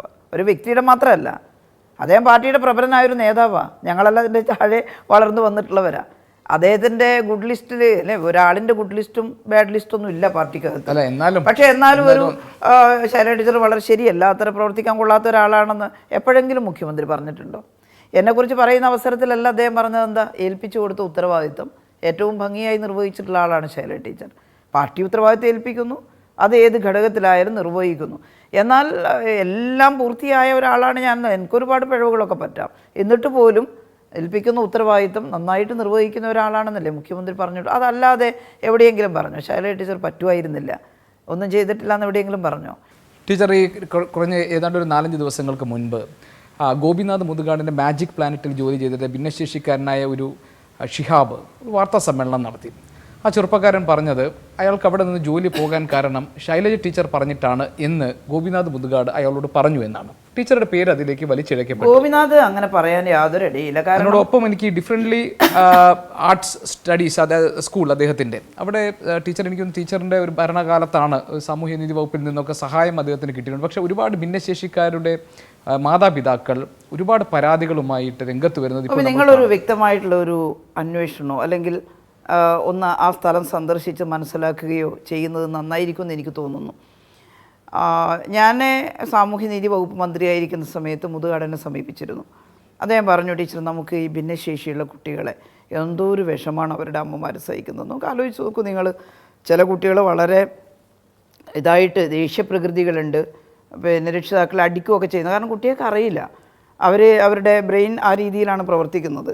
ശാഠ്യക്കാരുണ്ട്, വളരെ സൈലൻ്റായവരുണ്ട്, പിന്നെ സ്വയം ഭക്ഷണം കഴിക്കാൻ കഴിയാത്തവരുണ്ട്, എഴുന്നേറ്റ് നടക്കാൻ കഴിയാത്തവരുണ്ട്. ഇത് വ്യത്യസ്ത രീതിയിലാണ്. ചില കുട്ടികളെ നമ്മൾ എത്ര ശ്രമിച്ചാലും മെച്ചപ്പെടുത്തി കൊണ്ടുവരാൻ കഴിയില്ല. ജന്മന അത്ര വലിയ ബുദ്ധിമുട്ടുകളായിരിക്കും അവർക്കുണ്ടാവുക. എന്നാൽ ഓട്ടിസോ സെർബൽ പൾസിയോ ഒക്കെ ബാധിച്ച കുട്ടികൾക്ക് ചില പരിശീലനങ്ങൾ കൊടുത്താൽ അവരുടെ ചിന്തയിലും അവരുടെ മൂവ്മെൻറ്റിലും നല്ല മാറ്റം ഉണ്ടാക്കാൻ സാധിക്കും. അതിനാണ് ആശുപത്രികൾ ഫിസിയോതെറാപ്പിയൊക്കെ ചെയ്തുകൊണ്ട്. എന്നാൽ എല്ലാവർക്കും ഒരേ ചികിത്സയൊന്നും കൊടുക്കാൻ പറ്റില്ല. ഇതിൻ്റെ വ്യത്യസ്തതയുടെ അതിൻ്റെ അളവ് എത്രയാണ്, അത് വളരെ പ്രധാനപ്പെട്ട ഘടകമാണ്. ചെറിയ ചെറിയ പ്രശ്നങ്ങളുള്ളവരെ നമുക്കൊരു പരിശീലനത്തിലൂടെ വലിയ മുന്നേറ്റം ഉണ്ടാക്കാൻ സാധിക്കും. അവരിൽ ചിലരെ തിരഞ്ഞെടുത്തവരെ, ഓട്ടിസം ബാധിച്ച എല്ലാവരെയും ഒന്നും മാജിക് പഠിപ്പിക്കാനൊന്നും പറ്റില്ല. കാരണം എങ്ങനെയാണ്, വളരെ സിവിയർ ആയിട്ടുള്ളതാണെങ്കിൽ അവർക്ക് എന്തായാലും ഒരു മൂവ്മെൻ്റ് ഒന്നും പറ്റില്ല. അപ്പോൾ പ്രയാസം അനുഭവിക്കുന്ന ആളുകൾ ഞാനത് ഒരു വേള ആലോചിച്ചത് ശരിയാവോ, ഈ കുട്ടികൾക്ക് മനസ്സും ശരീരവും അതിൻ്റെ ചലനാണല്ലോ മാജിക്കിൻ്റെ ഏറ്റവും പ്രധാനപ്പെട്ട വിഷയം. അപ്പോൾ ഞാൻ പറഞ്ഞത് നമുക്ക് ശരിയാവുമോ? അപ്പോൾ പറഞ്ഞു നമുക്കൊന്ന് നോക്കാം, എന്തെങ്കിലും പ്രയാസം വരുന്നുണ്ട് അപ്പോൾ നമുക്ക് നിർത്താം എന്ന് പറഞ്ഞു. ഞാൻ പറഞ്ഞു ശരി, നമുക്കൊന്ന് വലിയ അനുഗ്രഹമായിരിക്കും കുട്ടികൾക്ക് എന്തെങ്കിലും മാറ്റം ഉണ്ടായിട്ടുണ്ടെങ്കിൽ. ഒന്നുമില്ലെങ്കിൽ കുട്ടികൾ രാവിലെ എഴുന്നേറ്റ് പല്ല് തേക്കും കുളിക്കുകയും ഒക്കെ സ്വയം ചെയ്താൽ അത് അമ്മമാർക്ക് വലിയ സഹായമായിരിക്കും. അവിടേക്കെങ്കിലും എത്തിക്കാൻ പറ്റുമോ നോക്കാമെന്നാണ്. അങ്ങനെയാണ് 23 കുട്ടികളെ സെലക്ട് ചെയ്യുകയാണ്. അല്ലാണ്ട് ആദ്യം വരുന്ന കുട്ടികളെ അഡ്മിറ്റ് ചെയ്യാനൊന്നും പറ്റില്ല. ഒരുമാതിരി സാധിക്കുമെന്ന് തോന്നിയ കുറച്ച് കുട്ടികളെ അങ്ങനെ എടുത്തു. ഞാനും അതിൻ്റെ ആ പരിശീലനത്തിൻ്റെ തുടക്കത്തിൽ പോയിരുന്നു അവിടെ. അപ്പോൾ 2 സ്ട്രിങ് തന്നിട്ട് അതൊരു മാജിക് നോട്ട് ഇട്ടിട്ട് അത് നുള്ളി പൊളിച്ചഴിക്കാണ്ട് അഴിക്കുന്ന ഒരു രീതി ഉണ്ടല്ലോ. എൻ്റെ 2 നാട തന്നു, ഈ കുട്ടികൾക്കെല്ലാം കൊടുത്തു. എൻ്റെത് കുടുങ്ങിപ്പോയി അഴിക്കാൻ കിട്ടും. ഈ മക്കൾ ഒരു 5-10 പേര് ഒറ്റ കാഴ്ചയിൽ എന്നാൽ നിങ്ങൾ ഒറ്റക്ക് അവരോട് സംസാരിച്ചാലോ ആ കുട്ടികൾക്ക് അത് സാധിക്കുമെന്ന് നിങ്ങൾക്ക് തോന്നില്ല. ചിലർ മുഖം ഒരു ഭാഗം തിരിച്ചിട്ട് മാത്രമേ നിൽക്കാൻ പറ്റുള്ളൂ. സ്വന്തം കൈകൊണ്ട് ആഹാരം വാരി കഴിക്കാൻ പറ്റില്ല, എണ്ണാൻ പറ്റില്ല 1 മുതൽ 10 വരെ പോലും. പേര് ചോദിച്ചാൽ ഇങ്ങോട്ട് നിൻ്റെ പേരെന്താന്ന് ചോദിച്ചാൽ പേരെന്താന്ന് ഇങ്ങോട്ട് ചോദിക്കുന്ന കുട്ടികളുണ്ടായിരുന്നു അതിൽ. എന്നിട്ട് ഈ കുട്ടികൾ ആദ്യം തന്നെ ഇത് ചെയ്തപ്പോൾ ഞാൻ വിചാരിച്ചു ഇവരുടെ തലയിൽ എവിടെയോ ഒരു കഴിവുണ്ട്, അതൊന്ന് പ്രോത്സാഹിപ്പിച്ചാൽ മാറ്റം. ഞാൻ പറഞ്ഞു ഗോപി ഇത് വർക്കൗട്ട് ആവുമെന്നാണ് തോന്നുന്നത്, നിങ്ങൾ നോക്കിക്കോളൂ, പക്ഷെ വളരെ ശ്രദ്ധിക്കണം, വല്ലാണ്ട് നിർബന്ധിക്കുകയൊന്നും ചെയ്യരുത്. ഒരു 2-3 മാസം പരിശീലിപ്പിച്ചപ്പോൾ അത്ഭുതകരമായ മാറ്റം ഉണ്ടായി. എന്നിട്ട് ഈ കുട്ടികളുടെ സ്വയം വീട്ടിലെ ദിനചര്യ കാര്യങ്ങളെല്ലാം ഇവർ എടുത്ത് വെച്ചിട്ട് റെക്കോർഡ് ചെയ്ത് വെച്ചിട്ടുണ്ട്, അവരുടെ അമ്മമാർ അവരുടെ അഭിപ്രായമൊക്കെ. മാജിക് പഠിച്ച് സ്റ്റേജിൽ മാജിക്കിൻ്റെ ഡ്രസ്സൊക്കെ ഇട്ട് ഇവർ അരങ്ങേറ്റം നടത്തിയപ്പോൾ അരങ്ങേറ്റത്തിന് Indian union vice president Hamid Ansari സാറിനെ വിളിച്ചുകൊണ്ട് വന്നു. ഞങ്ങൾ ക്ഷണിച്ചു, ടാഗോർ തിയേറ്ററിലാണ്. അദ്ദേഹമുണ്ട്, നമ്മുടെ അന്നത്തെ ഗവർണർ സദാശിവൻ സാറുണ്ട്, അതുപോലെ നമ്മുടെ മുഖ്യമന്ത്രി പിണറായി ഉണ്ട്. എല്ലാവരും നിറഞ്ഞ സദസ്സിൽ കുട്ടികളുടെ അരങ്ങേറ്റം നടന്നു. എന്തോ ഒരു മനോഹരമായി വിശ്വസിക്കാൻ പറ്റില്ല. വിഷ്ണു എന്ന് പറയുന്നൊരു കുട്ടി കാർഡ് കൊണ്ടൊരു മാജിക് കാണിക്കുന്നുണ്ട്. വിഷ്ണുവിന് ശരിക്കും 1 മുതൽ 10 വരെ 1, 2, 3 അതിനപ്പുറം പറയാൻ പറ്റില്ല. പ്രൊണൗൺസിയേഷനും ആവില്ല. ലേശം ഒരു ഭാഗത്ത് ചെരിഞ്ഞിട്ടാണ് വിഷ്ണുവിൻ്റെ ശരീരമൊക്കെ ഉള്ളത്. പക്ഷേ അത് മാജിക് കാണിക്കുമ്പോൾ ആ ചെരിവ് പോലും മാജിക്കിൻ്റെ ഒരു ഭാഗമാണെന്ന് തോന്നുന്ന വിധത്തിൽ നമുക്കത് നന്നായിട്ട് അവസാനം ഈ പെർഫോമൻസ് കഴിഞ്ഞപ്പോൾ അത് നിങ്ങളാരും കാണണം കുട്ടികളുടെ പെർഫോമൻസ്. അത് കഴിഞ്ഞപ്പോൾ അമിത് അൻസാരി സാറും സദാശിവ സാർ എന്നോട് പറഞ്ഞു, എനിക്ക് മാഡം കണ്ണീര് നിയന്ത്രിക്കാൻ കഴിയുന്നില്ല, സന്തോഷം കൊണ്ടാണ്. ഇവരുടെ യഥാർത്ഥത്തിലുള്ള രീതി ഞാൻ കണ്ടിട്ടുണ്ട്. അവരുടെ performance how can it possible, അത് സാധിച്ചിരിക്കുന്നു, ഇതൊരു വലിയ നേട്ടമാണ്. കൂടുതൽ കുട്ടികളെ ഇതുപോലെ പരിശീലിപ്പിക്കണം. എന്നിട്ട് പിന്നെ ഞങ്ങളവിടെ കാണുന്നത് എന്താ, ഈ പരിശീലിപ്പിച്ച കുട്ടികൾക്കൊരു സ്ഥിരം പെർഫോമൻസ് തിയേറ്റർ അവിടെ വരുന്ന, അതിൽ നിന്ന് കിട്ടുന്ന വരുമാനം ഈ കുട്ടികൾക്ക് കൊടുക്കുന്നു. വിഷ്ണുവിൻ്റെ അമ്മ കഴിഞ്ഞ ദിവസം പറയുന്ന 9 ലക്ഷത്തോളം രൂപ വിഷ്ണുവിന് അവിടെ നിന്ന് ഇതിനിടയിൽ കിട്ടി. അവരിൽ ചിലർക്ക് വീട് നിർമ്മിച്ചു കൊടുത്തിട്ടുണ്ട് താമസിക്കാൻ. സംഭാവനയൊക്കെ കിട്ടുന്നുണ്ട്, ചെറുതായിട്ടുണ്ടാവാം. അതിൻ്റെ കണക്കൊന്നും എനിക്കറിയില്ല, കാരണം അതിൻ്റെ ഭരണവുമായിട്ട് ഞാൻ ബന്ധപ്പെട്ടിട്ടില്ല. സാമൂഹ്യനീതി വകുപ്പ് എന്നുള്ളതിൽ എനിക്ക് തോന്നി ഇത്രയും പരിശ്രമം നടത്തുന്ന ഒരു സ്ഥാപനത്തിന്, അതും കിൻഫ്രയിലാണ് അതുള്ളത്, ഒരു ചെറിയ സഹായം ഗവൺമെൻറ് ചെയ്യണം. എനിക്ക് തോന്നുന്നു 45 ലക്ഷം രൂപയായിരുന്നു എന്നാണ്. സ്ഥിരമായിട്ടൊരു പെർഫോമൻസ് തിയേറ്റർ ഉണ്ടാക്കാനും കുട്ടികൾക്ക് ആവശ്യമായ സംവിധാനം ഉണ്ടാക്കാനും കൊടുത്തു. അത് നഷ്ടമാണെന്ന് ഇന്ന് വരെ എനിക്ക് തോന്നിയിട്ടില്ല. ഈ പരാതിക്ക് അടിസ്ഥാനം എന്താണെന്ന് എനിക്കറിയില്ല. ഏത് നല്ല കാര്യം ചെയ്യുമ്പോഴും കുറേ പരാതി ഉണ്ടാകും. ഇനി എന്തെങ്കിലും ക്രമക്കേടോ മറ്റോ ഉണ്ടെങ്കിൽ അന്വേഷിക്കുന്നതിനൊന്നും ഞാനെതിരല്ല കേട്ടോ. അതാണ്. പക്ഷേ ആരാണ് പണമൊക്കെ ഉണ്ടെങ്കിലും ഇങ്ങനെയൊന്നിനു വേണ്ടി മുന്നിട്ടിറങ്ങുക? സ്വാഭാവികമായിട്ടും ഇപ്പോൾ വിദേശത്ത് കുറച്ച് എല്ലാവരെയും കൂട്ടിയിട്ട് പോകാൻ പറ്റില്ലായിരിക്കും. അപ്പോൾ ചിലരെ കൂട്ടിയിട്ടില്ല, ഇങ്ങനെ ഒക്കെ പരാതി ഉണ്ടാവാം. പക്ഷേ അതിലപ്പുറം എന്തെങ്കിലും ഉണ്ടെങ്കിൽ അന്വേഷിക്കുന്നതിനും വിരോധമില്ല. പക്ഷേ ഞാൻ മനസ്സിലാക്കിയിടത്തോളം അത് ലോകത്തിന് തന്നെ മാതൃകയാകുന്ന രീതിയിൽ ഡിഫറൻ്റ്ലി ഏബിൾഡ് ആയിട്ടുള്ള കുട്ടികൾക്ക് ഒരുപാട് ഗുണമുണ്ടായിട്ടുള്ളൊരു സ്ഥാപനമാണ്. അതിനെന്തെങ്കിലും ദോഷമുണ്ടെങ്കിൽ അത് പരിഹരിക്കാൻ ശ്രമിക്കാം. പിന്നെ അതിൻ്റെ ദൈനംദിന ഭരണകാര്യങ്ങളിലൊന്നും എനിക്ക് യാതൊരു പങ്കുമില്ല. ഷിഹാബിനെ എടുക്കണമെന്നും ഞാൻ പറഞ്ഞിട്ടില്ല, എടുക്കണ്ടെന്നും പറഞ്ഞിട്ടില്ല. ഞാനൊരു ദിവസം ചെല്ലുമ്പോൾ ഷിഹാബ് അവിടെയുണ്ട്, അപ്പോൾ ഞാൻ ചിരിച്ചുകൊണ്ട് പറഞ്ഞു ഷിഹാബ് ഇവിടെ ഉണ്ടല്ലേ, നന്നായി എന്ന് പറഞ്ഞു. കുറേ ദിവസം കഴിഞ്ഞിട്ട് പോകുമ്പോൾ ഷിഹാബ് അവിടെ ഇല്ല. ഞാൻ 2 or 3 തവണ ആ സമയത്ത് സന്ദർശിച്ചിരുന്നു. ഇല്ല, ഞാൻ ഷിഹാബിനെ എടുത്തതും എനിക്ക് പങ്കില്ല, ഒഴിവാക്കിയതിലും എനിക്ക് പങ്കില്ല, അത്രയേ ഉള്ളൂ. അപ്പോൾ ടീച്ചറുടെ ലൈഫ് ആസ് എ കോമ്രേഡ് തുടരുകയാണല്ലോ. എന്താണ് ശൈലജ ടീച്ചറുടെ ഒരു രാഷ്ട്രീയ സ്വപ്നം? എന്താണ്, ആരോഗ്യമുള്ളിടത്തോളം കാലം രാഷ്ട്രീയ പ്രവർത്തനം നടത്തുക. അത് എവിടെ വെച്ചായാലും ഒരുപാട് ഓരോ മേഖലയിലും ചെയ്യാൻ, ഇന്നടുത്ത് മാത്രം നന്നേ ചെയ്യാവൂ എന്നുള്ള വാശിയൊന്നും ഒരു രാഷ്ട്രീയ പ്രവർത്തകർക്കും വേണ്ടതില്ല. എവിടെയാണോ ഒരു ഉത്തരവാദിത്തങ്ങൾ, ഞാനിപ്പോൾ പാർട്ടി കേന്ദ്ര കമ്മിറ്റി അംഗം എന്നുള്ള നിലയിൽ പാർട്ടിയുടെ സംഘടനാ പ്രവർത്തനങ്ങൾ, എന്നെ പാർട്ടി ഏൽപ്പിക്കുന്ന ഉത്തരവാദിത്തങ്ങൾ അത് നിർവഹിച്ചുകൊണ്ടിരിക്കുകയാണ്. പാർട്ടിയുടെ ക്യാമ്പയിൻ പ്രവർത്തനങ്ങൾ അതൊക്കെ പങ്കെടുക്കുന്നു. ഇപ്പോൾ ഞാൻ MLA ആണ്. MLA എന്നുള്ള നിലയിൽ എൻ്റെ കോൺസ്റ്റിറ്റ്യുവൻസിയിലെ വികസന പ്രവർത്തനങ്ങൾ, അസംബ്ലിക്കകത്തുള്ള മറ്റ് ആക്ടിവിറ്റീസ്, അതിലൊക്കെ എനിക്ക് ശരിക്കും പറഞ്ഞാൽ ഈ സമയം പോരാൻ തോന്നുന്നു. അതുകൊണ്ട് എനിക്ക് വേറൊന്നും ചിന്തിക്കാനും അതിനപ്പുറത്തേക്കുള്ള കാഴ്ചപ്പാട് എന്തെങ്കിലും കാണേണ്ട ഒരു ആവശ്യം രാഷ്ട്രീയ പ്രവർത്തകർക്കുണ്ട്. അതുകൊണ്ട് ഞാൻ ഒരു രാഷ്ട്രീയ പ്രവർത്തക എന്നുള്ള നിലയിൽ എൻ്റെ ഉത്തരവാദിത്വം നിർവഹിക്കുന്നു. ഏതായാലും അർഹിക്കുന്ന പദവികളിൽ എത്താൻ കഴിയട്ടെ. Thank you very much. എല്ലാ പദവികളും എത്തിയിട്ടുണ്ട്. ഇനി ഇതിനപ്പുറം ഒരു പദവി ആഗ്രഹിക്കുന്നില്ല.